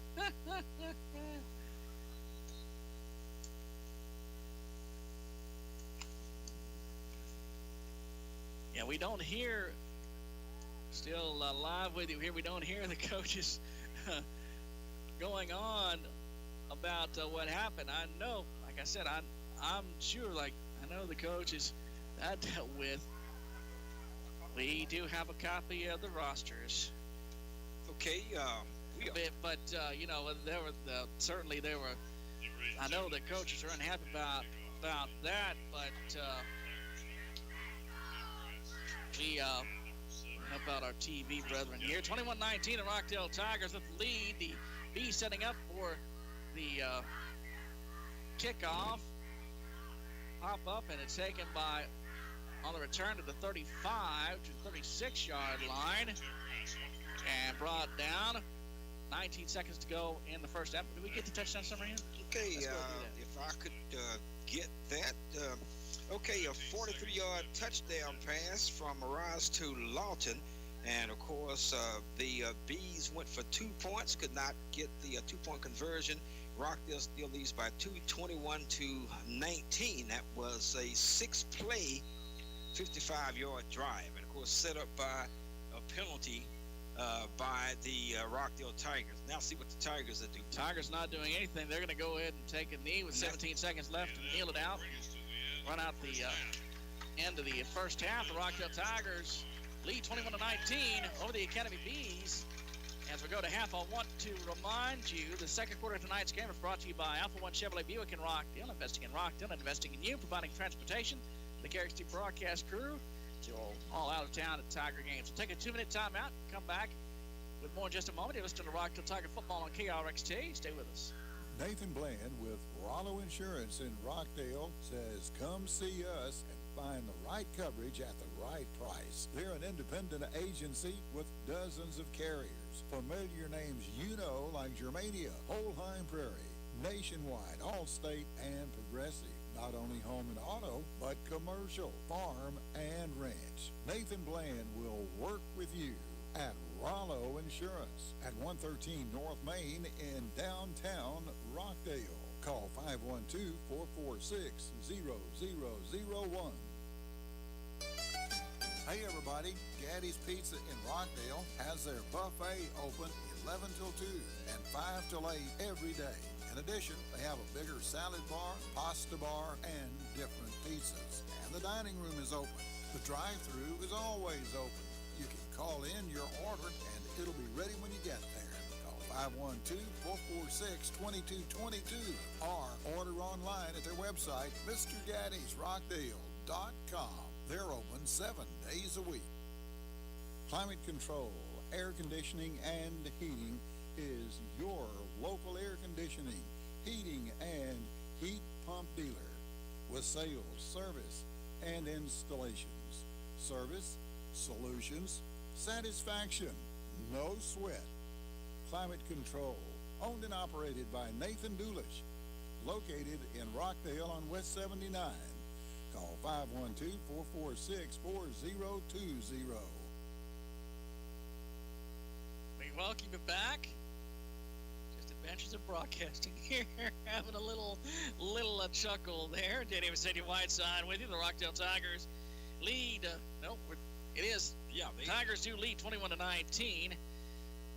All the hijinks up here coming turn sideways, but the Tigers have the lead at halftime, 21-19. Academy band is performing at half. We'll have the Rockdale homecoming halftime coming up. So the way this game has gone, Academy took the early lead. A couple of long pass downfield set up the Bees for 29-yard touchdown pass to Scout Brazil for a 6-0 lead with 11-12 to go in the first quarter. The Tigers responded with a 22-yard touchdown pass to Marrero to make it the next point good. Was good to make it 7-6 with 7:04 to go in the first quarter. The Bees twice had penalties to let the Tigers out of a third down and long, and in the first quarter. Then with 10:49 to go in the second quarter, 22-yard touchdown pass to Robert Owens to finish a 14-play, 70-yard drive, make it 14-6. 10:49 to go in the first half. And then Academy comes back with a 5-yard touchdown run by Mraz. The extra point was good. Finishes 11-play, 67-yard drive to make it 14-13 with 5:15 to go in the first half. Then the Tigers get on the board again with 1:08 to go in the first half. A 22-yard touchdown pass to Garen Marrero. Extra point good, made it 21-13, and a 9-play, 57-yard drive. Then the Bees score late in the half after just a penalty that I think you could say it was not wise, an unwise penalty against the Tigers that spurred the Bees on to go ahead and take a shot at the 2-minute drive. They get downfield to score. 43-yard touchdown pass to Alex Lawton. The 2-point conversion fails. 21-19, and that's where we are at the half. The Rockdale Tigers lead 21-19 over the Academy Bees. And AJ, it's kind of a microcosm of the Tigers season. They do some good things, and then they miss tackles, and they make mistakes at times where you just kind of go, goodness gracious, and that's why we're just in a nip and tuck battle here.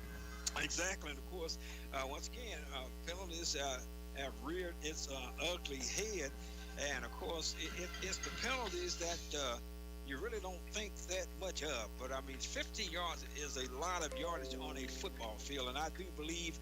I'm not saying that the Bees would have just ran the clock out, nailed the ball down 3 consecutive times. I think the selection of the plays that they ran would have been different without the penalty, because the penalty put the ball almost at midfield, around the 45-yard line, and now they're thinking that we can get some things done, and they kind of just took some shots down the field. And of course, Tigers did bring some pressure on the play that they had thrown the touchdown on, but once again, failing to bring the quarterback down or make him throw the ball away cost the Tigers on that play. But the good thing about it, you have to look at the silver lining right now. Tigers got a lead, and Bees went for 2, didn't make it, and that could be a big deal for Rockdale, because they will have the football coming out of the locker room. Go in and make some adjustments on defense, try to slow the Bees down, and your offense seems to be doing pretty good right now. Just keep that up,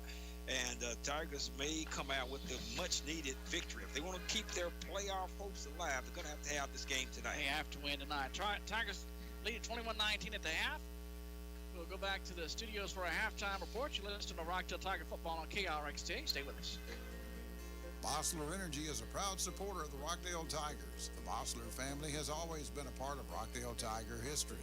Their 3 children participated in Tiger and Lady Tiger sports, and Miller and Kathy are longtime supporters. Bossler Energy delivers the best solution for their customers' needs in the oil and gas industry, just like the Rockdale Tigers. Bossler Energy is committed to high performance standards and family.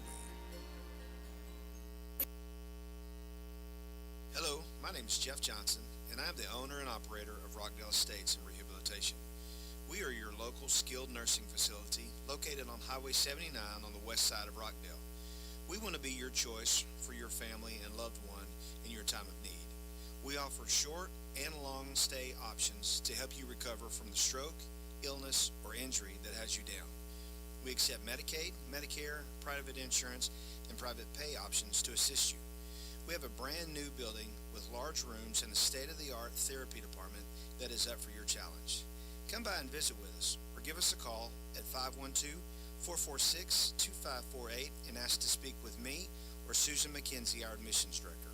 We'll be happy to assist you. Any well-run organization has policy which is followed, but sometimes as an organization grows, its policies seem to become more important to the organization than the people it serves. We have policy and we follow it, but we never forget for a minute that it's about people, not policy. That's community banking. Citizens National Bank, member FDIC. Community people you know.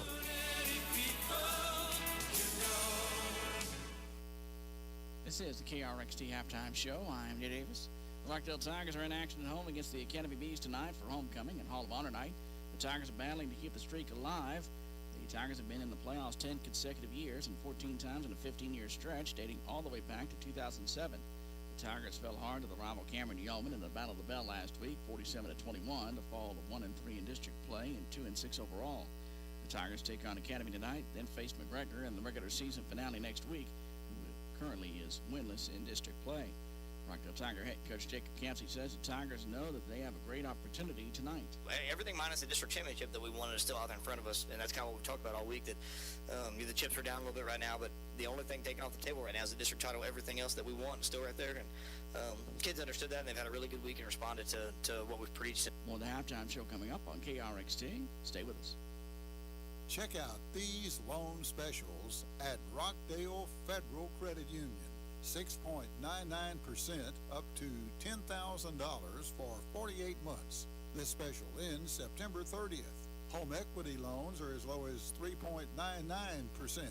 All specials subject to established loan guidelines. Locations in Rockdale and Thorndale. All accounts insured up to $250,000. Member NCUA.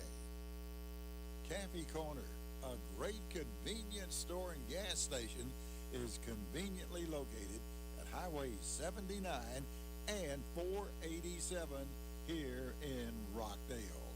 They're open 7 days a week, 6 a.m. till midnight. They've got breakfast specials, your favorite beverages, snacks, and Valero gas. That's Cafe Corner, a great convenience store in Rockdale. Rockdale Welding Supply at 2004 West Cameron Avenue has everything that the professional as well as novice welder needs. And they're your only local supplier of medical oxygen, which you can pick up 6 days a week. They're open Monday through Fridays from 8 to 5 and Saturdays from 8 to noon. So you don't have to travel out of town for your medical oxygen. It's right here in Rockdale at Rockdale Welding Supply. Come by and see Randy or Scott at Rockdale Welding Supply. Give them a call at 512-446-2810 or stop by and see them at 2004 West Cameron Avenue in Rockdale. In these tough times, you can't afford to list your home, ranch, or business with someone who is sidelining in the real estate business. You want Judith Matula of Put Owens Judith Matula Realty. Real estate is all she does, and Judith utilizes Texas Online, which specializes in rural real estate, and the Austin Municipal Listing Service. She not only works hard, she works smart. So whether you're buying or selling real estate, go with the best. Call Judith Matula today at 512-446-4243. The halftime show continues on KRXT. The Lexington Eagles are undefeated in the 2022 season at 8-0 on the year, with tonight's game against Rogers and next week's game against Buffalo at home still awaiting the Eagles on the schedule. The stakes are increasing as teams battle for playoff positioning and seek to gather momentum going into the playoffs. Lexington Eagle head coach Kurt Mull says the Eagles are already in a postseason mindset. For us, it's a playoff. It'll be a playoff atmosphere from here on out. Because everything you're doing now is the seeding part of it, and trying to make sure you get one of those top spots, and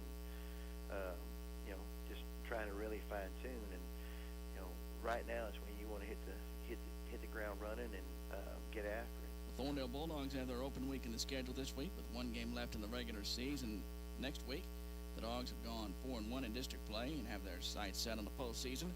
Thorndale Bulldog head coach John Kovar says the Dogs have been great about stepping up to the challenge, and after this week, they'll be ready. Sure, this group has, pretty much taken care of business all season. They're a fun group to be around. They play hard during games, practice hard, have good leaders all, across the board. And now we just have to heal up and get a little fresher this week and be ready to get after Hernia last week. More of the halftime show coming up on KRXT. Stay with us. Perry & Perry Builders has been specializing in commercial, structural, and miscellaneous steel since 1972, and they've completed projects in Alabama, Georgia, Nevada, Louisiana, Wyoming, and all over the state of Texas. They're based out of downtown Rockdale, and they'd like to take a moment to encourage our young men and women of the Central Texas area, and they're proud to support the Rockdale Tigers and help bring you tonight's game right here on KRXT. Pruitt Insurance, located in the Texas Plaza in Rockdale, is a third-generation independent insurance agency that has been serving the insurance needs of Rockdale, Milam, and surrounding counties since 1981. Pruitt Insurance represents over 40 insurance companies, including names like Holheim Prairie, Germania, Travelers, Progressive, and Safeco. Stop by their office or call them today at 512-446-9600 to see how they can help you with your insurance program. Pruitt Insurance, a Rockdale tradition. Julio's Mexican Restaurant, 1533 West Cameron in Rockdale, is a family restaurant serving up the best in Tex-Mex in the Central Texas area. Great appetizers, mouth-watering fajitas, enchiladas, combination platters, Mexican platters, and family favorites. Great service, too, at Julio's. Over 130 menu items at 2 locations in Hutto and Rockdale. Rockdale, 1533 West Cameron, and in Hutto at 560 Highway 79.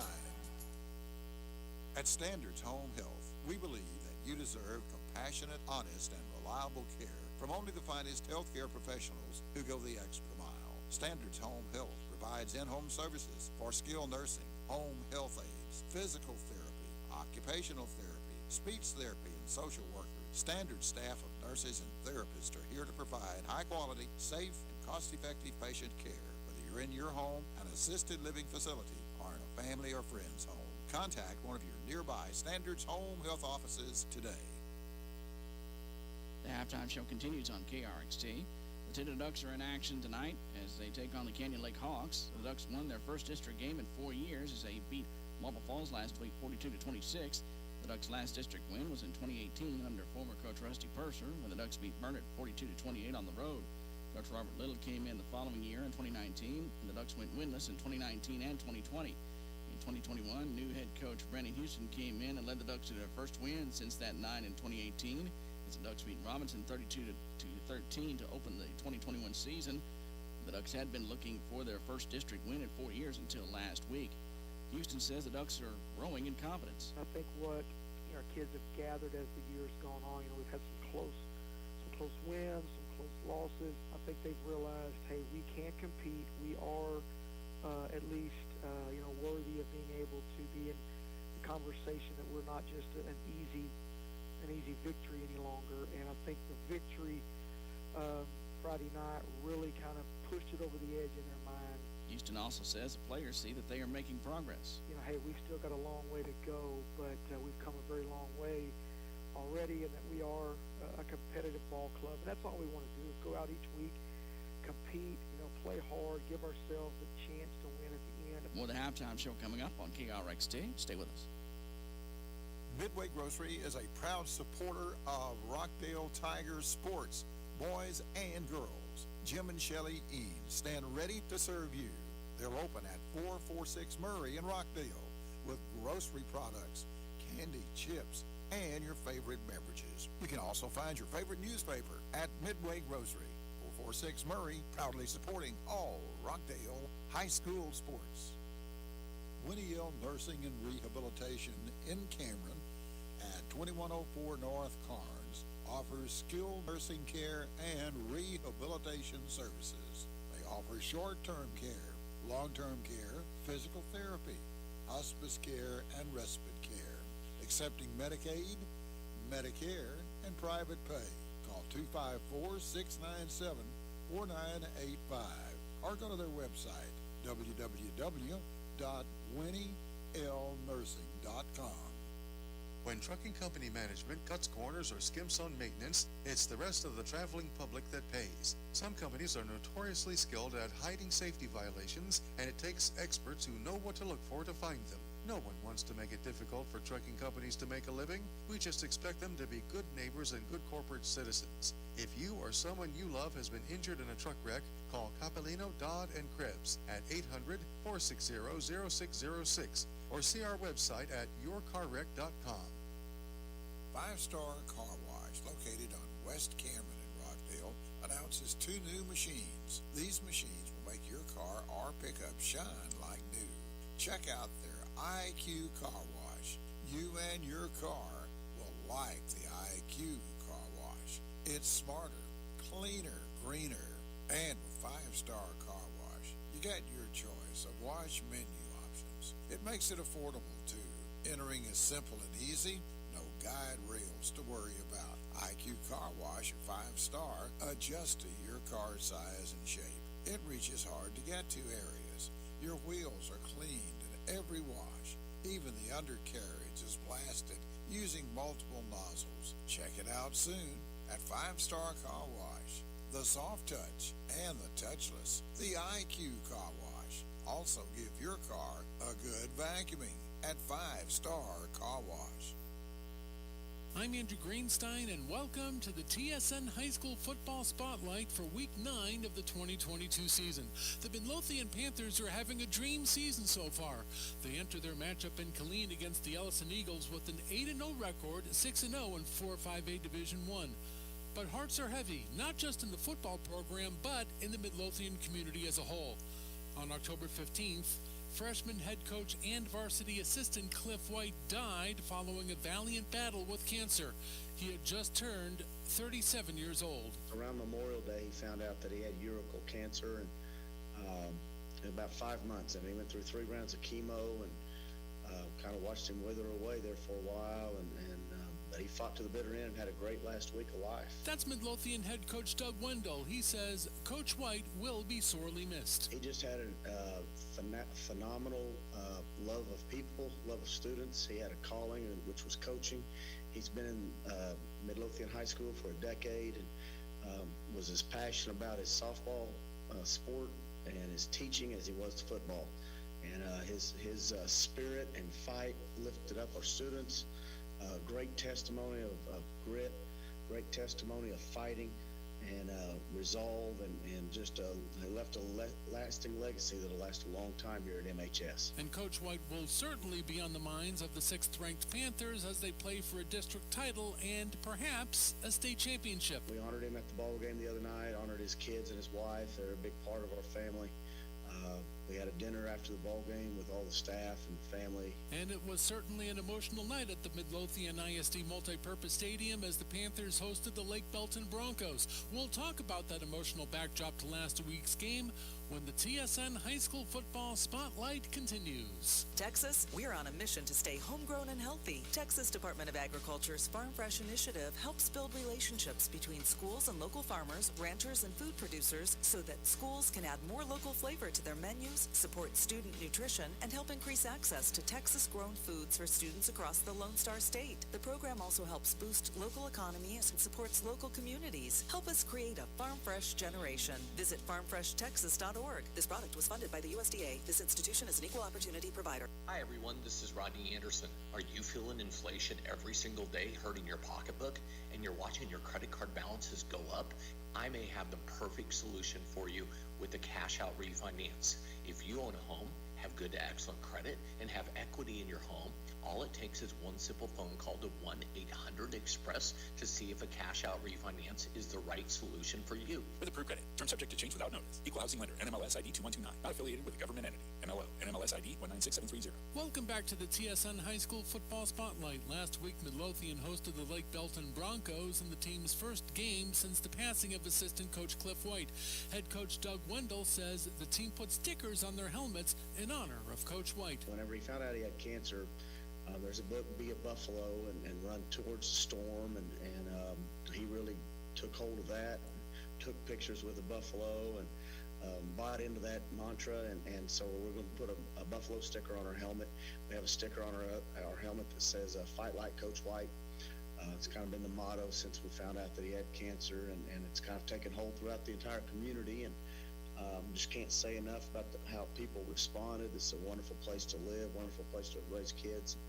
You got to see the best of people over the last month that rallied around him. And as the Panthers held on for the 39-37 win, emotions ran high at MISD Stadium. You know, the team was cheering during that last series, Fight Like Coach White, Fight Like Coach White.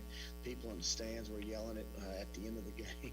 The student body was yelling it the same, and it was just such an emotional game for the players, because obviously it has district championship implications, but also just because of who he was and who we honored the game to. We wore our black uniforms Friday night, and that's the first time we've worn them. He's been our equipment manager too, and he's begged me for 8 years to get black uniforms. We finally got them, and we're going to break them out in honor of him this past week.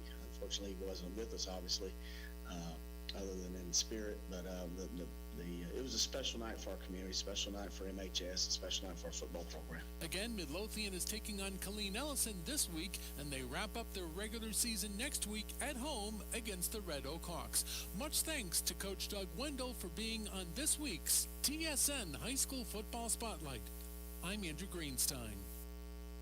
The Rockdale Tiger Booster Club is dedicated to stimulating both interest among and interaction between students, parents, coaches, and community in support of school athletics at Rockdale High School.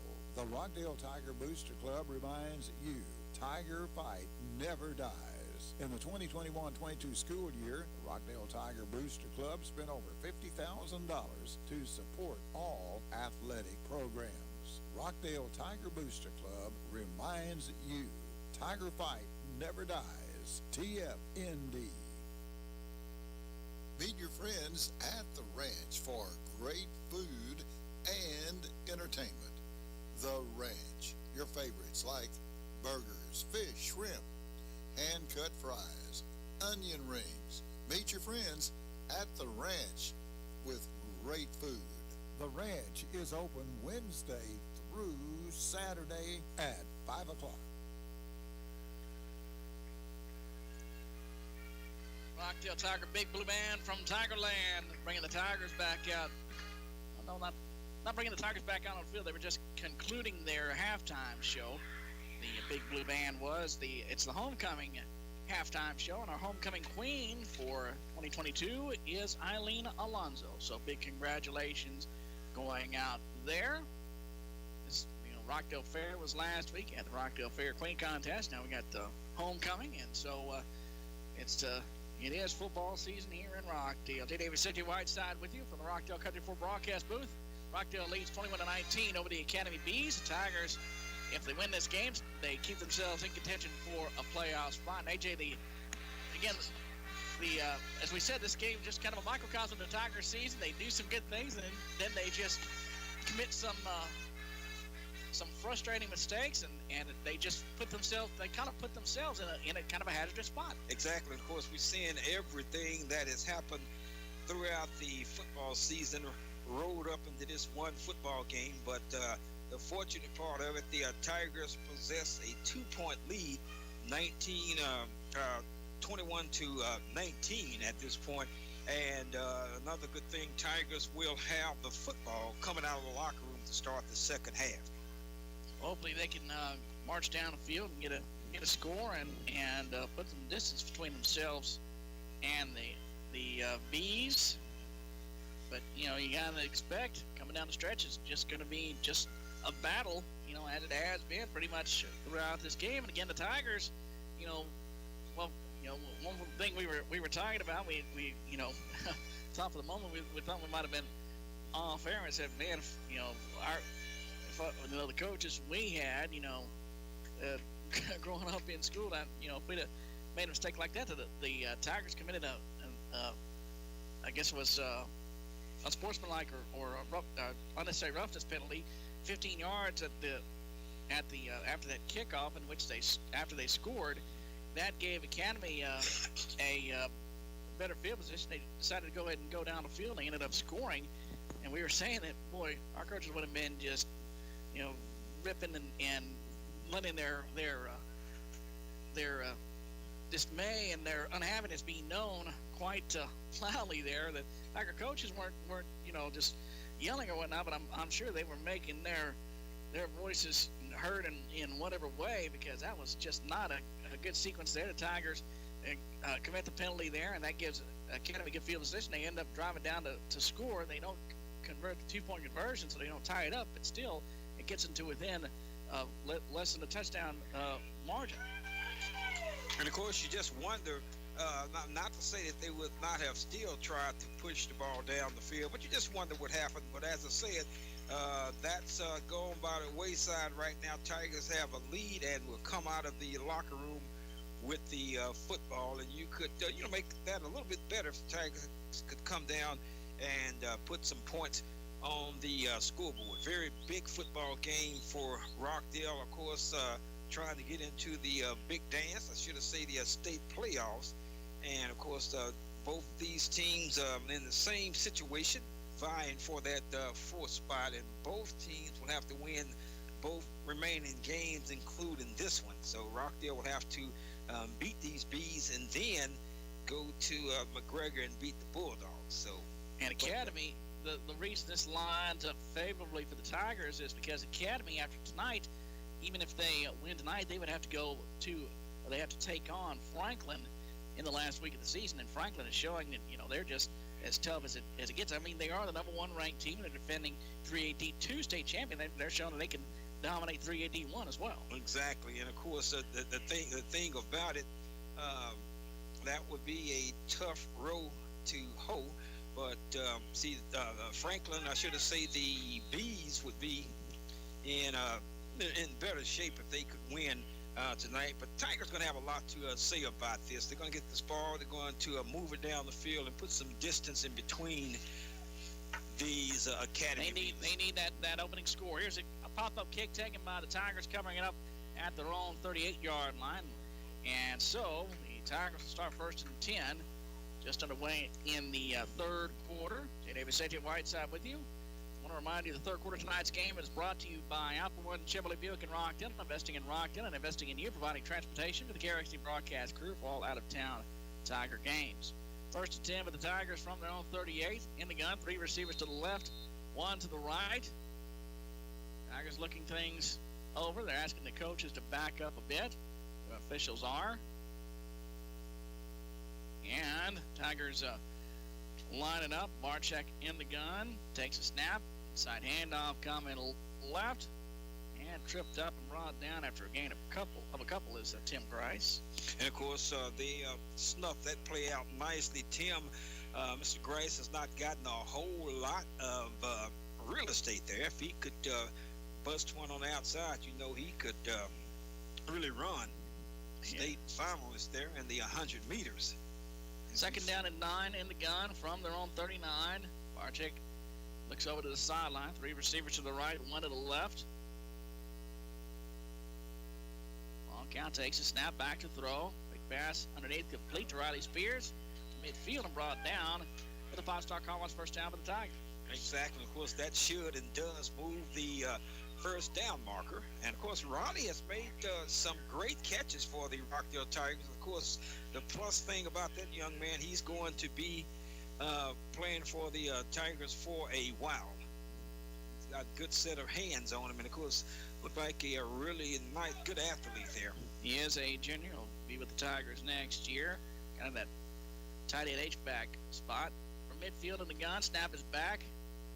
Owens at quarterback on the keeper coming left midfield and banging forward to about the 46-yard line and brought down. It'll bring up second down, a gain of about 4 on the play.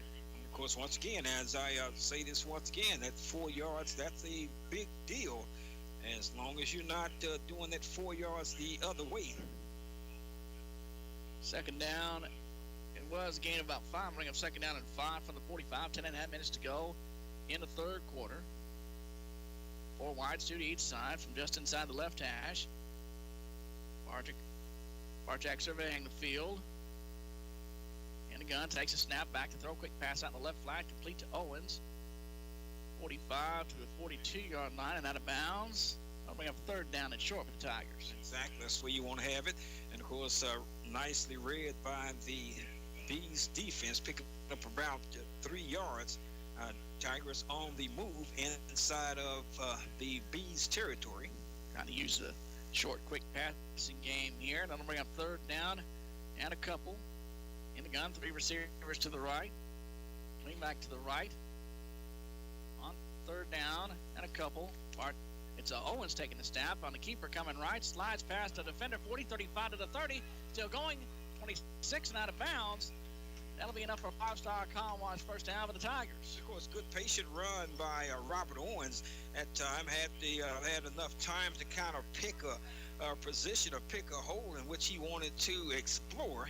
And he had gotten in one and he spun to the out towards the visiting sideline. And that kind of freed him up. Got away for an additional 12 yards or so. Good job by Robert. Being patient on that run. First and 10 of the Tigers at the 26 in the gun. 3 receivers left, 1 to the right. Barczak takes a snap back. Hand off up the middle. Banging forward, breaks the tackle was Tim Grice across the 25 down to about the 22-yard line. Gain of about 4 on the play. Bring up second down. Hard run by Grice that time and banged down by number 1. The cornerback also plays a middle linebacker for the Bees. Mraz kind of banged him down, but good hard run by Tim that time, covering up the ball with both hands and just pounding his way for about a 3 or 4 yard gain. Second and 6 take it. At the 22 in the gun. 3 receivers left, lean back to the right. Now Spears goes in motion, snap is back. Side handoff. Rice cuts it back to the 20. Bounces off a tackle down to about the 16. We got a little penalty flag down on the near side here, and we'll check the flags. He's down about the 17-yard line. And of course, don't know what the penalty is about, but just going to see that the O-line for the Tigers doing a good job right now. Blue, number 14. 10 yards. So 10-yard penalty, the holding penalty, put on a penalty against Riley Spears there. So Tigers will have to overcome the second and long here. 8:47 to go in the third quarter. Tigers lead 21-19.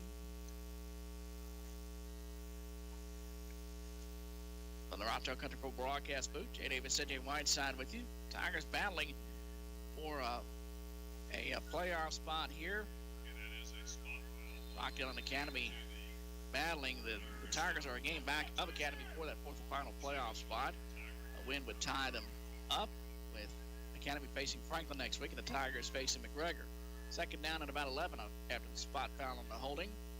In the gun, slot left, quick pass right side, bobbled and juggled and caught. It looks like it is caught at the 21-yard line. Gain of about 7. It'll bring up third down and about 4, and that was just a juggling catch. Yeah, a juggling act there. And of course, I was concerned on that second juggle because he had a defender there. But I think the Tigers are in 2 down territory. I think we have 2 downs to pick up this first down. 3rd and 3 for the Tigers at the 21-yard line. Now Owens at the quarterback spot. Snap back. Owens will keep coming left. And if these are all over, we'll drag them down back at about the 25-yard line. Nothing doing on that one. Exactly. Of course, I give the Bees credit. When they get you, they're going to bring you down. I mean, they haven't had an issue of just shabby, bad tackling. I mean, that's not counting when you've been eluded by a player's athletic ability. They get you. They're bringing you down. Exactly. Now, I've seen them, get juked out, and, and that's a different story because that has something to do with the athletic ability of the running back. But if they get you in open field, here's a key moment here. 4th down and 9 for the Tigers at the 25. Going to go for it. 3 receivers to the right. Snap is back. Marching back to throw. Throws a post route. And a pass. Is it intercepted? Is tipped and broken up. Incomplete. It's a turnover on downs, and the Academy will take over. First, I thought it might have been picked off, but it was just knocked down incomplete. Turnover on downs, and the Academy takes over. Tigers come up empty-handed. And, of course, either way, turnover on downs or intercepted, that would have been the same situation on that particular play because that was 4th down, and the ball would have been, of course, it was intercepted. If it was intercepted, it would have been a little bit more beneficial for the Tigers. The Bees would have been a little bit farther back, but still in pretty. 1st and 10 for the Bees from their own 25-yard line. A pass left side complete. Breaks a tackle to about the 34-yard line. And brought down. 21 Zane Clark making a catch. I'll bring up 2nd down at about a yard. Gain of about 8.5 on the play. 7:15 to go in the 3rd quarter. Tigers lead 21-19. And giving up too much yardage on 1st down. And just as you want the offense of the Tigers to pick up that yardage, when you're on the other side of that, you need to try to curtail that just a little bit better. That's a little bit too much yards gained on the 1st down play. 2nd and 1 at the 34. Snap is back. Moraz back to throw. Left-hander rolling out to his right. Hit as he throws. And the pass goes into the bench incomplete. Of course, the Tiger defender comes up and just levels him there. Exactly, and that's one of the few times we've seen pressure put on the quarterback for Academy. But a good job by the Tigers, and see can they duplicate that, because I guarantee that the Bees will punt the ball away if they can't pick up this 1st down. So it'll be 3rd down. I think it was Jose Castillo got the shot there on the quarterback Moraz. Over on 3rd down in the yard in a gun. 3 receivers set inside handoff up the middle across the 35 to the 36. That'll be enough for a 1st down on the carry. Clayton Lawson for the 1st down for the Bees. Of course, just barely enough, but did not need a whole lot on that play. 1st and 10 for the Bees from their own 37.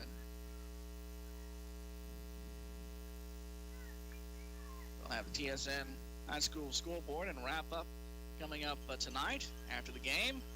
1st and 10 for the Bees from their own 37-yard line in the gun. With the receiver in motion left to right. Snap is back. Morales rolling out to his right. Now will keep coming right to the 45. Midfield breaks a tackle. 45 Tiger territory, not out of bounds. That'll be enough for a 1st down. Another broken tackle, and Morales just runs right through it. Of course, once again, just as we talked about the good tackling of the Bees, Tigers need to come up with a stop. Not getting any kind of pressure on the quarterback. Of course, did a couple of times. You can see what that does when you can get some kind of a pressure there. So 1st and 10 at the 45 in the gun. 2 receivers left, 1 to the right. Snap back. Morales back to throw. Sets. Now dumps down the right flat. Complete. Okay, good play. To running back to the 45. Clayton Lawson brought down about the 44. Just a little outlet valve route there. Good play that time. Good coverage there. Gain of about a yard on the play brings up a 2nd and 9 for Second down and 9 for the Bees at the 44 of the Tigers. 5:18 to go in the third quarter. Tigers lead 21-19. A must-win game for the Tigers. Bees break the huddle. Kate Fantaleon on the tackle for the Tigers. Second down and about 9 in the gun. Slot receiver to the left. Receiver in motion right to left. Snap back. Inside handoff. Lost and bouncing out wide right to the 40. And pushed it about the 36-yard line. Played Lawson again on the carry. Tackle made by number 6, Cruz San Miguel coming up the stop of the Tigers.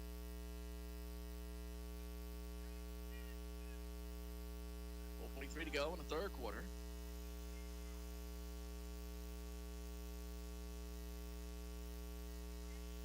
Pick up about 7 yards on the play, brings up the 3rd and long 2 for the Bumblebees. It'll be third down at about 2 for the Bees. Bees in their white jerseys, white pants, green numbering and lettering. Third down in the gun. Offset pistol. There's a handoff coming right. And Lawson bangs his way down to just shy of 35. Just shy of the 35, and of course, the Bumblebees, the Bees are on the move. Drive started at the 25-yard line after the ball went over to them on downs. Tigers had a nice drive going, and it stalled on a fourth down play. And this is a fourth down here for the Bees. 4th and 1 at the 36-yard line in the gun. Slot receiver to the left. Wide out splitish way. Snap back. Morales on the keeper coming right. Has a first down across the 35. Brought down about the 33-yard line. It'll be enough for a first down for the Bees. Wow, Franklin continues to roll 56-0 now over Cameron Yo. Lorena 28-21 over Troy. Troy hanging in tough there over the Leopards of Lorena, but the big story, 56-0. Cameron Yo is down to the Franklin's so tough because they have that slot T offense, and then they have other stuff they can build off of that. In the gun, 3 receivers left, snap back with a man in motion, and whistles before the snap. The ones shoot up until the penalty flags are down. You know, they were really good before when they just ran that slot T, and now their coaches just added some aspects to it. False start against the Bees, moving back 5 yards. And of course, anything help there for the Tigers, because the Bees threatening to take over the lead here. Tigers lead in this game by 2, 21-19. I want to remind you, third quarter brought to you by Alpha One Chevrolet Buick and Rockdale. Investing in Rockdale, investing in you, providing transportation for the KRXT broadcast crew for out-of-town games. 1st and 15 now for the Bees at the 37-yard line. The man in motion, snap back, fakes the toss, quick pass underneath, left side, complete to the 30, spinning away across the 25 and brought down to Scott Brazil at about the 24-yard line. Another put him until a penalty flag. It looked like another marker down on the field, but Tigers just don't have an answer for that play. That was just a quick hitter out to the left, and the receiver took it back to the middle of the field. See what they're going to call. Look like this is something, well, I don't know. I thought they'd pointed towards the Rockdale side. They're discussing things here. Tigers need all the help that they can generate here. Tigers are just hanging on by claw nails and toenails and everything, fingernails and everything else right now, trying to hang on to this lead. They lead 21-19 with 2:50 to go in the third quarter. And discussion still going on. Officials talking to the Franklin side. You're walking over to the Franklin sideline. Other action I'll tell you about Lorena and Troy. Lorena 28, Troy 21. Franklin 56-0 over Cameron Yo. Teague 53-0 over Kemp. And we have some of the scores coming from the Waco area. Malakoff and Mahia. Of course, we know about Malakoff. It's 55-33 over the Mahia Black Cats. And and see what else is going on here. I'm going to try to find the Milano Granger score again. Here's the official call here. Well, why say that? Let's see here. Mr. Referee. Now he's going to talk to the Tigers coaches.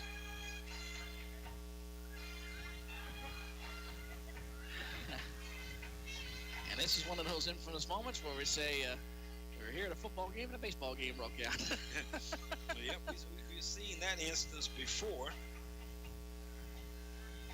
It is a cooler night, the first real cool night we've had of the fall football season so far. Here's a referee. The legal procedure, blue. Disconcert. Decline penalty.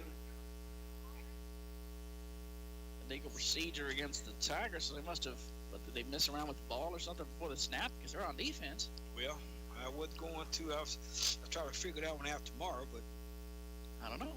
That's what he said, illegal procedure against Blue. So, it'll be third down and a couple for the Bees at the 24-yard line in the gun. Snap back. Keeper coming up by Barrage, breaks the tackle to the 20 and hauled down about the 17. That'll be enough for a first down for the Academy Bees.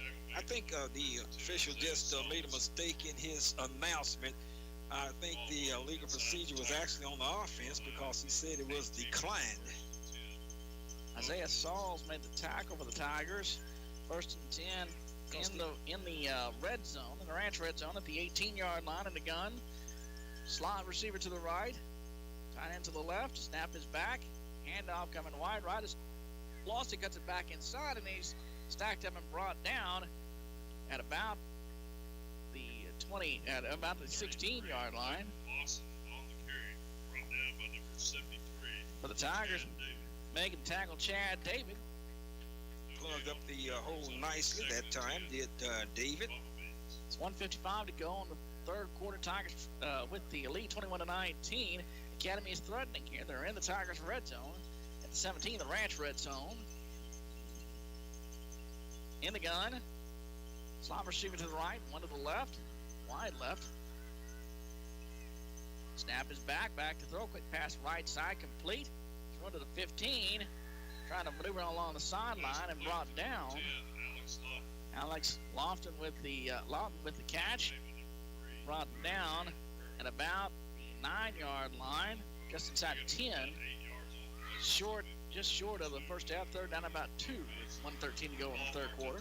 Top of the 6, Houston's 5 and the Phillies 5. Houston had a 5-0 lead. Wow. But, Phillies had fought back. That's at the top of the 6th. Game 1 World Series in Houston. So, third down and about 2 for the Bees. Right at the 10. And Moraz, the keeper up the middle, rode the back on the option.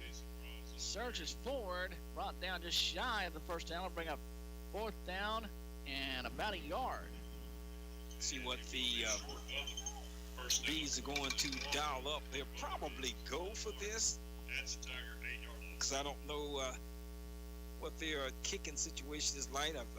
A field goal to put them up by 1, but they will get a play in here because the play clock will run out before the third quarter runs out. 22 seconds left in the third. Now they break the huddle. Fourth down and about a yard, right at the 9. In the gun, Mirage, 3 receivers left, 1 to the right. Wing back left. Snap back, Mirage will keep. Up the middle has room. Across the 10 down to about the 6. That'll be enough for a first down for the Bees, and that will be the end of the third quarter. The Rockdale Tigers clinging to a 21-19 lead at the end of the third quarter. A reminder, the third quarter of tonight's game brought to you by Alpha One Chevrolet Buick in Rockdale, investing in Rockdale and investing in you, providing transportation for KRSD broadcast crew for all out-of-town games. Tigers lead 21-19, fourth quarter coming up. You're listening to Rockdale Tiger Football on KRXT. Stay with us. Caffey Corner, a great convenience store and gas station, is conveniently located at Highway 79 and 487 here in Rockdale. They're open 7 days a week, 6 a.m. till midnight. They've got breakfast specials, your favorite beverages, snacks, and Valero gas. That's Cafe Corner, a great convenience store in Rockdale.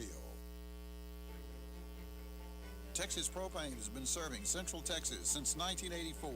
Texas Propane serves Milam, Robertson, Williamson, Lee, Bell, and Brazos counties. Texas Propane's customers are homeowners, industrial, government, commercial, and agricultural propane users. Texas Propane is proud of the fact they have professional and well-trained employees, and they promise safe and prompt service. Texas Propane, located at 77 and 79 east of Rockdale. Call 512-446-4949 or 800-646-4949.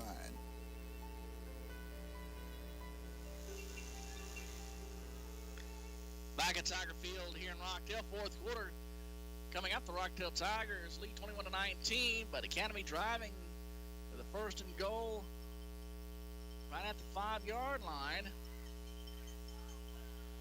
In the gun with tight formation, receivers tight to each side. The pistol formation, Mirage handoff up the middle, stacked up and brought down is Clayton Lawson at about the 3-yard line. Will bring up second down. Just underway in the fourth quarter. Fourth quarter of tonight's game brought to you by Alpha One Chevrolet Buick in Rockdale, investing in Rockdale and investing in you, providing transportation for the KRXC broadcast crew for all out-of-town games. 21-19 Tigers lead, and the ball is spotted just outside the 2-yard line for Academy. Tigers have to win this game to keep themselves in postseason contention. Need to win next week. Second and goal, just outside the 2. Mirage takes a snap, handoff coming wide right, trying to cut, looking for room, and stacked up and brought down is Clayton Lawson at about the 1-yard line. Looked like that was going to be a score when it got in the handoff, but Tigers closed up the gap nicely. He was trying to bounce outside and he looked to cut back in. The Tigers cut it off. Exactly, of course, did a good job though, but still a lot of work left to be done to try to keep the Bees out of the end zone here.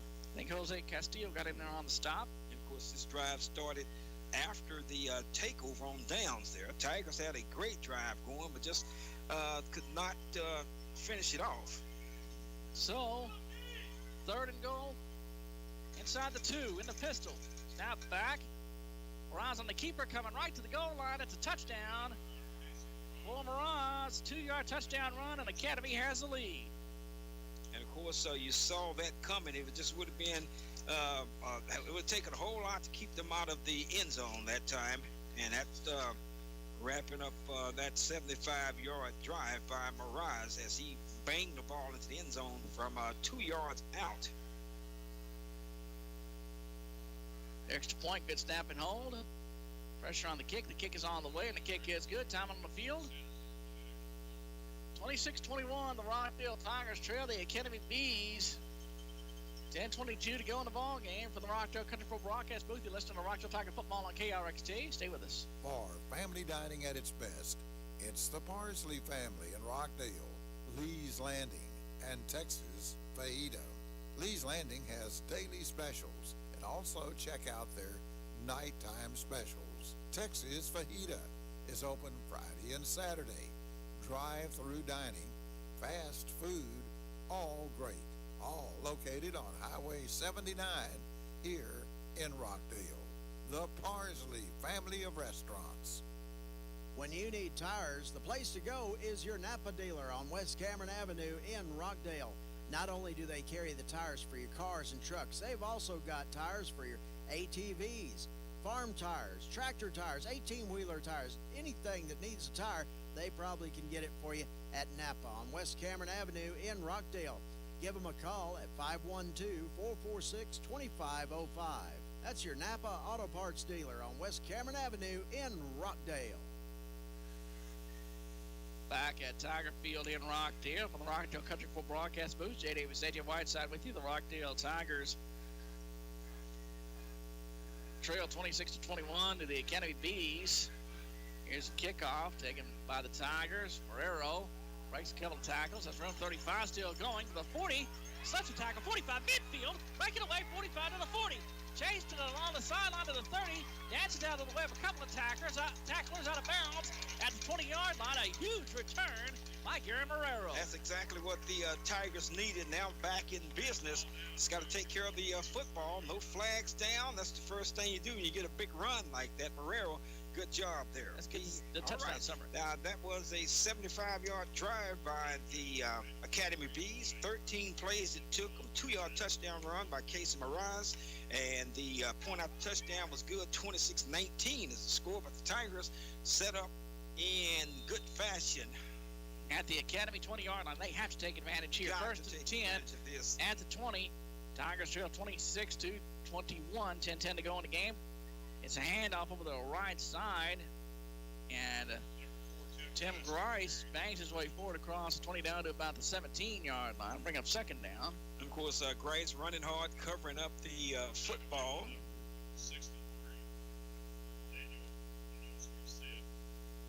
Taking care of it. That's what I'm saying now. Unfounded this week. Danny Munoz comes in on the stop. It'll bring up second down and about 8 in the gun from the 18-yard line. Snap is back to Barczyk. Play action fake. Quick pass left side complete. Marrero breaks the tackle. Has room to the 10, to the 5. Touchdown. Gary Marrero takes it in. 19 yards. 19-yard touchdown pass. That's the way you answer. Wow.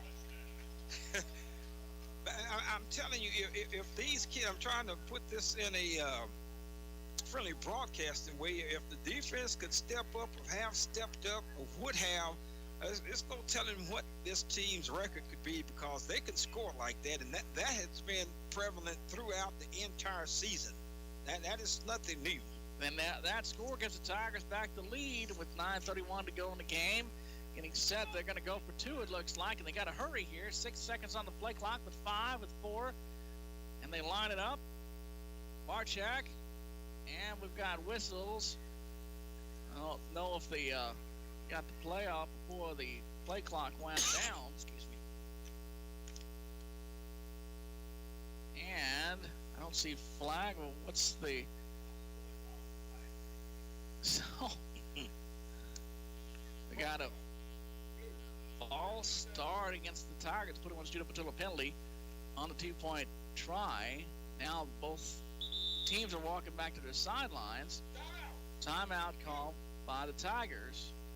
Keep it here for the time being. We'll take a break after they after they go for the point after here. Tigers needed a timeout to get their lineup situated. Tigers retake the lead on the big play by Marrero. A quick strike there. A touchdown pass from Barczyk to Marrero. A lot to say there. And so, Academy defense back out there, ready to line it up. 9:31 to go in the game. Ball start, they move it back 5 yards. He'll snap it from the 8-yard line for the 2-point conversion attempt. Trying to extend the lead to 3. Makes sense to go for 2 here to make it a 3-point lead instead of just 2. Doesn't do you any good. 1 or 2 in the gun. Snap is back. Barczyk, play fake, back to throw. Rolling out to his left under pressure. Steps up, throws into the end zone. The pass is complete for a 2-point conversion to Robert Owens. And the Tigers lead 29-26. And we got to put on a Patilla penalty flag. And it looks 2 flags are down. It looks like it's going to come back again. Wow. Well, is this one that be tacked on? Depends on what it is there. Oh. Blue. 10-yard penalty. Wow. So they'll try it again. And, again, the home fans don't like that. But, again, this is what the Tigers have done this year. Exactly. Badly timed penalties. Again, you always say there's not a good time for penalty, but, I was trying not to use that as untimely penalty, but it's never a good time for one. I never mind having fun of my own expense there. So Two-point conversion, play action, fake, Barczyk back to throw. Hit as he throws for the end zone. A pass tipped, broken up, incomplete, so the two-point conversion fails. 9:31 to go in the game. The Rockdale Tigers clinging to a 27-26 lead over the Academy Bees. You're listening to Rockdale Tiger football from the Rockdale Country Football broadcast booth on KRXT. Stay with us. Oriental Kitchen is open under new ownership. The new owners are dedicated to be your favorite Chinese restaurant. They're committed to serving you the freshest and tastiest Chinese cuisine at reasonable prices for your entire family. Dine in or take out. Open Monday through Friday, 11 till 4 and 5 till 9. Saturday, 4 till 9. Great service, great food, and generous portions at 1514 West Cameron in the Waymar Plaza. And they have those homemade desserts, too, at Oriental Kitchen in Rockdale. Oh no, the sewer's backed up. It's going to take days to get a plumber out here. Well, not so if you call the highly rated Bradley Plumbing. They offer same-day sewer cleaning and small repairs. They're local and family-owned, been serving Milam County for over 30 years. They can do everything from fixing a dripping faucet to plumbing a new home. They're also licensed to work on propane gas systems. And tell them that you heard about it on KRXT. You'll receive $20 off your next service. Call Bradley Plumbing in Cameron at 254-697-3354. That's 697-3354 for Bradley Plumbing. Number 10, Alex. For the Rockdale Country Football broadcast booth, Jay Davis, Edge and Whiteside with you. Rockdale leads 27-26 with 9:31 to go in the ball game. We'll get the touchdown summary in just a moment. The Tigers getting ready for the kickoff. The Bees on the return, bobble it, and on the return to about the 15 and out of bounds, and a sideline guy goes head over heels, head over tea kettle over there, and so let's get the touchdown summary with AJ. Two-play drive by the Rockdale Tigers set up nicely by a kickoff return. Rockdale started at the 19 and ended up with a 19-yard touchdown strike from Barczyk to Marrero. And, of course, the point out the touchdown failed. And the Tigers now lead by 26 to 27. 27-26 Tigers lead. And, of course, good start in position, but you got to keep them there for the Bees. The Bees at their own, needs to show up Bees now. at their own 14, first and 10. At their own 13 officially. 9:45 to go in the game. Tigers lead 27-26. Moraz in the gun. Go ahead. I was just going to say, big dudes up front got to put some pressure. Got to tighten up on that defensive line there. And the Bees will have to huddle up once again. Still plenty of time left. Tigers clinging to the 1-point lead, 27-26. Official comes over to get something from the side Tiger sideline there. Not the back judge, it looks like. Now they line up in the gun. 4 wides, 2 to each side from the left hash. Miraz. Snap is back. Big pass underneath, left side complete. Breaks outside of the 15, breaks the tackle at the 20, sideline 25, brought down about the 30-yard line. That'll be enough for a first down for the Academy Bees. Making the play for the Bees with St. Clark. Once again, just too much yardage on first down. I mean, you had him at a good spot. And broken tackles. And broken tackles, and he's going to pick up about 16 yards, getting the ball out across the 30-yard line. And is spotted at the 31, first and 10 for the Bees. 9:02 to go in the ball game. Tigers lead 27-26 in the gun from the right hash. 4 wides, 2 to each side. Snap back. Moraz rolling out to his left, throwing a pass on the run. Overthrown, incomplete. That'll bring up second down. Good coverage. Threw it a little hard. Good coverage by the Tigers. See out there on the coverage. Coverage there with the 20, Jose Castillo. I was looking for that also. Number 20. I couldn't quite make out the number. Good coverage there. Looked like he had a shot at the football himself. And of course, Tigers just had not generated a lot of pressure on the Bees quarterback. Second down and 10 from their own 31 for the Bees. In the gun, snap back. Moraz on the keeper. Trying to bounce outside, 35 to the 40. Chased and hauled down. about the 42, 43-yard line. That'll be enough for a first down for the Bees. And when the quarterback can run like that, it's hard to get a good pass rush because he'll run right by you. Well, not only that, I mean, he ran in the back of his own player. I mean, he was bottled up in the backfield. Yeah. And looked like Tigers, all they need to do is just come in and clean up, but just could not and did not do that. 8:28 to go. Tigers with a 27-26 lead. Every lead just feels. Just got to get some kind of a stop here. I mean, you've had opportunities. 1st and 10 for the Bees. At their own 43, snap is back. Morales pass right side complete with a 49-yard line. Spinning away, breaks a tackle. He did step out of bounds at the 49. Alex Lawton makes the catch and looked like he was going to spin away again from the defenders, but he stepped out of bounds. Like I say, he stepped out of bounds, but that does not change the fact he still had gotten away from him. So gain of about 5, bring up second down at about 5, 7:45 to go. Second and 5, Bumblebees.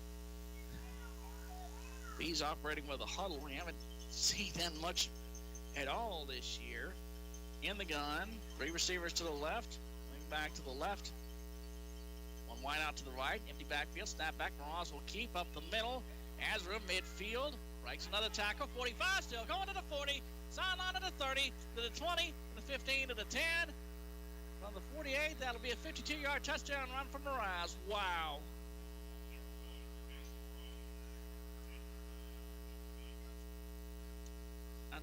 And more broken tackles. That's the story of the night for the Tigers. And it looks like one of those deals out of one of those sports movies. You know, like I say, he just pretty much just stopped dead and then just picks up where he left off and continues to run. But the good thing about it, I always got, you know me, I always got to find that silver lining. A lot of time left on the clock, and the way the Tigers can move the football, that could be a good thing. Play clock getting away from the Bees, so they'll call a timeout. It's a Rockdale Tiger Booster Club timeout with 7:15 to go. Tigers trailing at 32-27. And wow, now just looking over your shoulder at the scores, they're good. Ness 63-7, Franklin. And that's, you know, my reaction is just kind of awe at Franklin because, I mean, they're just, by golly, they're just that good. Yeah, they are good, and the Tigers battled with them in the district opener. And exactly, and I was thinking that, and I still think they've lost quite a bit from the state championship team last year. I mean, I'm trying to avoid saying they're not as good as they were last year. Well, I mean, what they did, they just reloaded. They are. Yeah, they just reloaded. Yeah, you know, talent-wise, overall, I do not think that they are better than they were last year. Bees lining up to go for the 2-point conversion. The man resetting an offensive lineman unbalanced to the left side. I think knows the extra tight end. Now rolling out to the left is Mirage. Throws it back to the right side. All alone. 2-point conversion is good, but he got to put a penalty flag down. They moved an offensive lineman over. I don't know if they declared him as a tight end or eligible. Now, I wonder if that's going to play into things here. I mean, I don't know if the official didn't make an announcement. I think a lot of times when that's the case, that announcement is made, they have to tell the official he's eligible. When he was wearing an offensive lineman's number, I don't know. The flag is down. They're going to say the 2-point conversion is good. It was a rollout to the left. They're going to wave off the flag. So, 2-point conversion is good. Timeout on the field. 7:15 to go in the ball game. The Rockdale Tigers trail the Academy Bees 34-27. From the Rockdale Country Pro broadcast booth, you're listening to Rockdale Tiger football on KRXT. Stay with us. Make your tracks this season and get behind the wheel of a 2022 Ford Bronco SUV from Rockdale Country Ford in Rockdale. From bumper to bumper, each of its components were selected to provide an unforgettable driving experience like standard off-road capabilities. It's easy to see why the 2022 Bronco was awarded North American Utility Vehicle of the Year. Speak with a member of Rockdale Country Ford's team to reserve yours today. Catherine Rodham is a multifaceted realtor who specializes in residential, land, and light commercial real estate. Catherine and her husband Ward were both born and raised in the Rockdale community and are deeply invested in the good of Rockdale and Milam County. Catherine evaluates the real estate market on a continuous basis to ensure every seller or buyer is assured to get the very best deal. Call Catherine Rodham and Keller Williams for all your real estate needs. 979-324-6891 or email her at krodham@kw.com. Tigers bobble the kickoff return. They pick it up on the return across the 20 to about the 24, and then boom, brought down. I think it was Owens on the return, was it? No, I think for the Tigers it was Tristan Galvan on the return. He brings it out. So let's Tigers start first and 10 on 24. Let's get to touchdown. So number AJ. Okay, long drive. Tigers had them backed up 86 yards in 9 plays for the Academy Bees. Ended up in a 52-yard touchdown run by Casey Miraz. Went for the 2 points, made it. Now the score is 34-27. Tigers trail, snap back, first and 10 from their own 24. Pass out left flag complete. Robert Owens out to across 25 to about the 27. Excuse me, it was Marrero on the no, it was Owens on the catch. Marrero got out there on the blocking and picked up a couple. It'll bring up about 3. It'll bring up second down at about 7. Just under 7 minutes to go in the game. Tigers trail 34-27.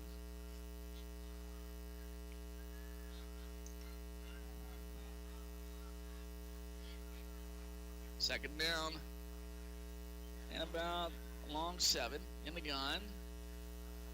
Snap back to Barczyk. Inside handoff on the draw up the middle. Flags fly. Put on penalty flags fly across. He makes his way across the 30. Does Grice to about the 32, but we'll check the flag. And that is not good.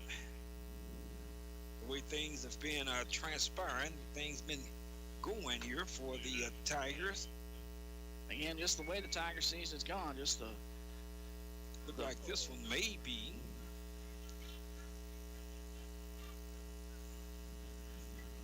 The flags and the missed tackles and all that just played the Tigers. It's offsides against the Bees this time, though. Yeah, I was just going to say the way things are going, looked like that was going to be against the Bees in the direction in which they were walking in there. Got an update there? Oh, yeah.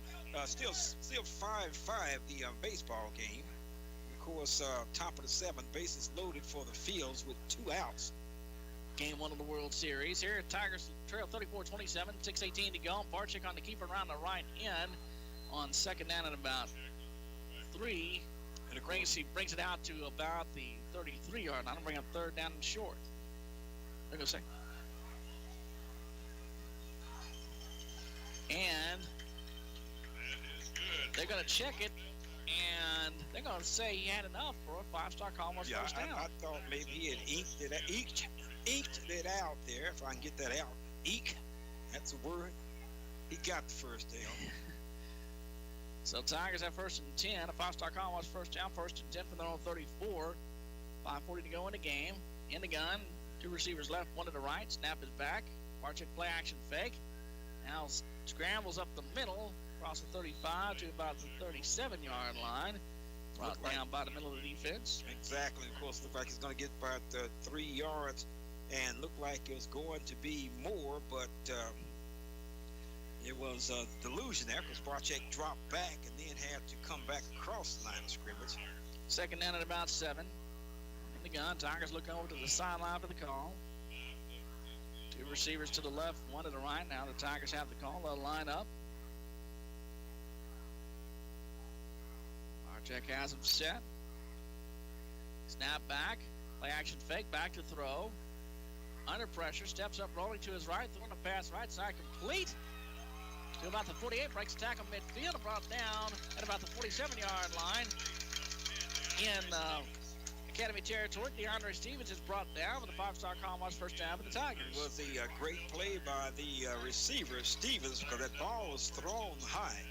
And a whole lot of things can happen. The ball thrown high could go through your hands into the arms of a defender. You can pop it up, and you have the old pop-up drill there. So yeah, but quarterback's worst nightmare, the tip drill. Exactly. So but good job by Stevens. Good concentration there. Tigers on the move. 1st and 10 at the 47-yard line in the gun. 3 receivers left. Inside handoff on a draw to Grice up the middle across the 45 down to about the 43-yard line. Of course, they'll bring up 2nd down. You'll take that yardage, no doubt. Still plenty of time for the Tigers to move the ball down the field and put it in the end zone. That's what they're going to have to do. 4 minutes to go in the game. Tigers trailing at 34-27. Tigers face a 2nd down at about 6. In the gun, now Owens in the backfield, the Wildcat formation. I think Barczyk is out there in the slot. Snap back. Keeper by Owens coming left. Has room to the 40, 35.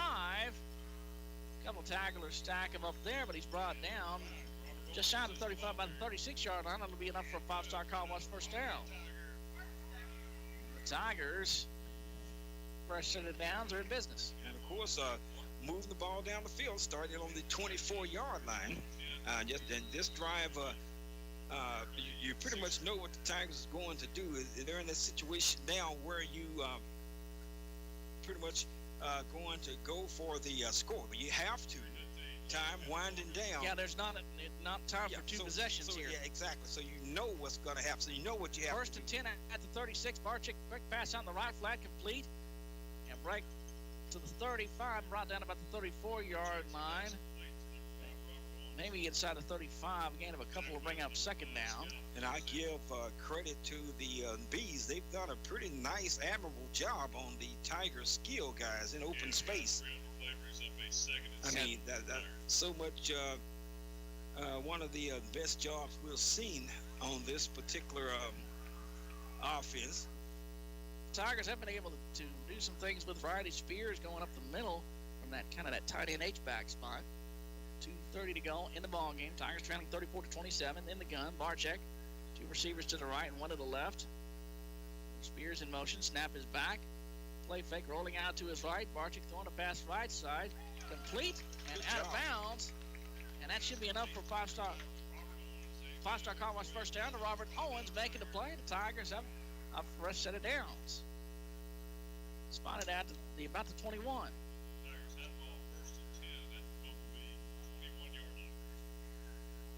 So they'll line up. 3 receivers to the left, 1 to the right. Barczyk lines it up from the right hash.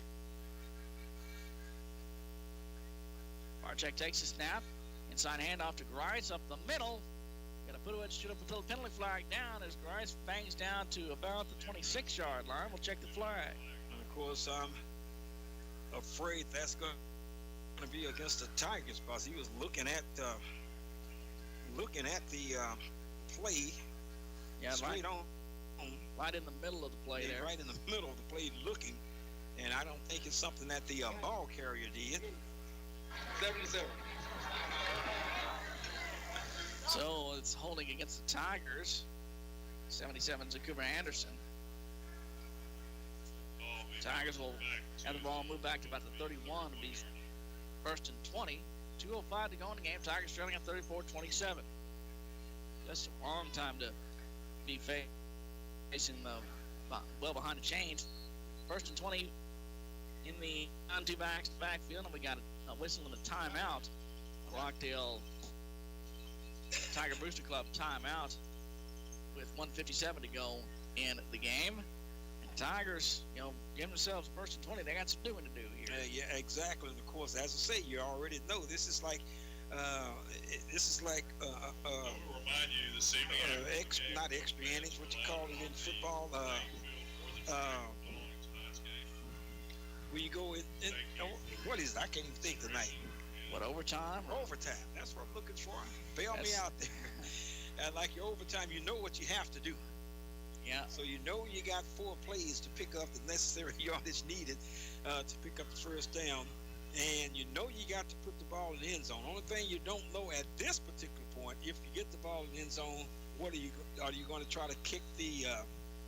Theoretically, they could go for 2, but a lot of times you do that if you're on the road.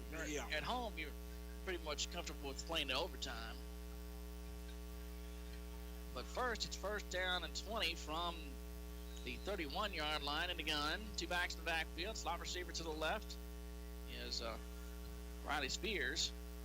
Snap back. Barczyk play action fake. Back rolling left. Throws the pass left side. Rolling left and threw it out of the reach of his intended receiver, Tim Grice, incomplete. It just that when he tried to throw it on the run, kind of rolling like that, it just didn't have really good control on it, or it just wasn't aimed very well. And that pretty much just as well fallen incomplete because Tim was kind of blanketed there by the defender.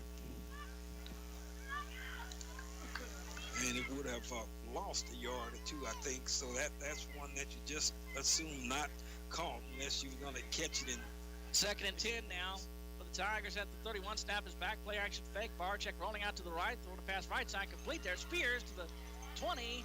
Bangs his way forward across the 15 and brought down about the 14-yard line. And the Tigers will face a 3rd down and short. Now you're in business. I mean, you got manageable, makeable yardage on 3rd down. You did not try to do a whole lot on that particular play. And Barczyk rolling out to his right, throwing the pass to his right, to his strength there. 3rd down and about 3. Calling long 2. Barczyk will keep coming left, spinning and banging down inside the 15 to about the 14. And that's going to be. And it'll be just short of a first down, and the Tigers want a Rockdale Tiger Booster Club timeout. It's going to be 4th down and a couple, maybe 3.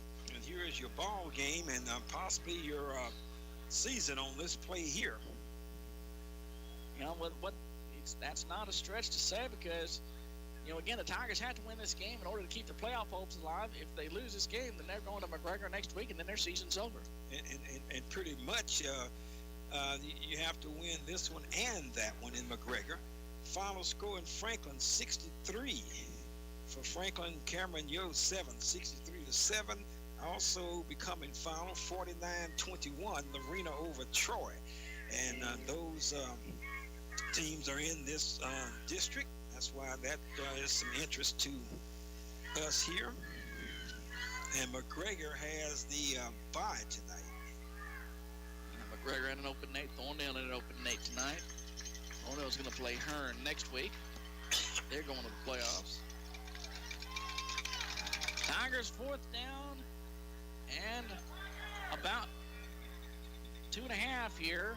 Almost right at 3 in the gun. 4th down. This is Tiger season on the line right here. With a man in motion. Snap is back. Barczyk rolling out to his right. Stops. Under pressure. Rolling around. Throwing it underneath the right side. Complete inside the 5. Down to about the 3-yard line. That'll be enough for a 5-star call. First down. First and goal at the 3. It was what? Let's see who made the catch because you have to give the receiver that credit. Pass complete to number 10, DeAndre Stevens. DeAndre Stevens, because he came back to the ball. When Barczyk put that ball in the air, it was no way you thought that was going to be complete. DeAndre Stevens came back to the football. Kind of almost out of nowhere. He, out of nowhere, found the football because it was going to hit the turf for an incompletion. Ball game over. So here we go. Big play. First and goal at the 3 for the Tigers in the gun. Power set, snap back. Barczyk wants to keep up the middle, diving forward and brought down. Might have gained a yard. It'll bring up 2nd and goal. 32 seconds and a timeout is called. Tigers thought they could get Academy napping there. And so 32 seconds left and the timeout. And this is where the Tigers really have to be aware of, either you have to score or, you might have to look at down in the ball and on 3rd down. Let's see here. It's 2nd down, so if they get a completion and don't score, they have to go up the to the line and spike it, stop the clock, or they have to have a play ready, or you would think they would be looking to stop the clock. They have to conserve the clock here. 32 seconds left. Exactly, and of course, so you're right where you need to be. I mean, time at this point is not that big of an issue, but you need to get the ball into the end zone. That's the first thing. So, Tigers break the huddle. The Rockdale Tiger Booster Club timeout. Now they're ready to go. 32 seconds left. They have one timeout left. Academy has two. In the gun. Power set. Receivers tight to each side. Barczyk takes a snap. Rolling out to his right. Throwing a pass. Right side. It's intercepted. The pass is intercepted and out of bounds. And that's going to do it. That's going to put a lid on the Tiger season right there. Exactly. Wow.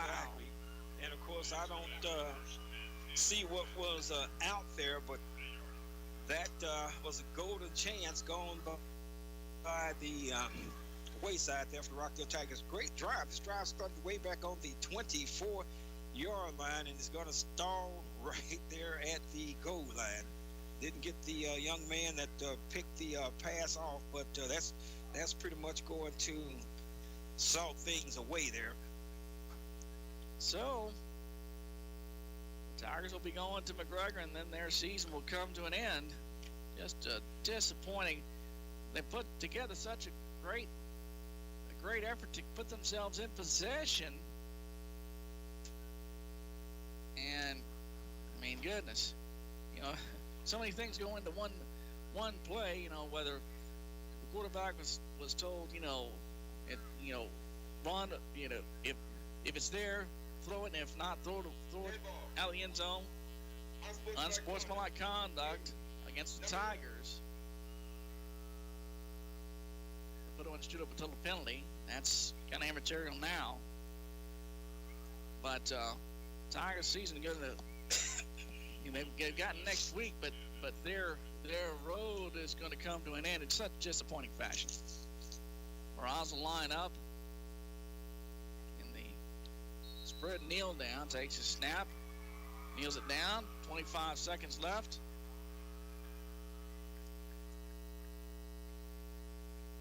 Of course, going to go down on the stadium floor, have a word with Coach Campsey. Major League Baseball World Series Game 1, still 5-5, bottom of 7, 2 out, bottom of the 7, 5-5, the Astros and the Philadelphia Phillies. Stros had a 5-0 lead early in that game. Both teams having a 3- and 2-run inning apiece. Bumblebees supporters have a safe trip home. So, that's the final. 34-27, the Rockdale Tigers fall to the Academy Bees. We'll come back with more in just a moment from the Rockdale Country Club broadcast booth. We want to tell you, fourth quarter tonight's game brought to you by Alpha One Chevrolet Buick in Rockdale, investing in Rockdale and investing in you, providing transportation to the KRXC broadcast group for all out-of-town games. 34-27, the Rockdale Tigers fall. You're listening to Rockdale Tiger football on KRXT. Stay with us. If you're looking to build a new home, remodel your existing home, or just give your home or business a fresh coat of paint, Bland Construction would love to give you a quote. For over 41 years, Bland Construction has proudly served the Rockdale and surrounding areas and proudly supports the students, student athletes, and school staff of all surrounding districts. Give them a call at 512-446-2693 or visit their website, www.blandcc.com. Good luck, Tigers and Lady Tigers. Looking for personalized gifts for all special occasions, embroidery, custom vinyl, and custom print items? You'll find it at Two Doors Down Embroidery, 229 North Main in Rockdale. Stop in today and shop Two Doors Down. Open Monday through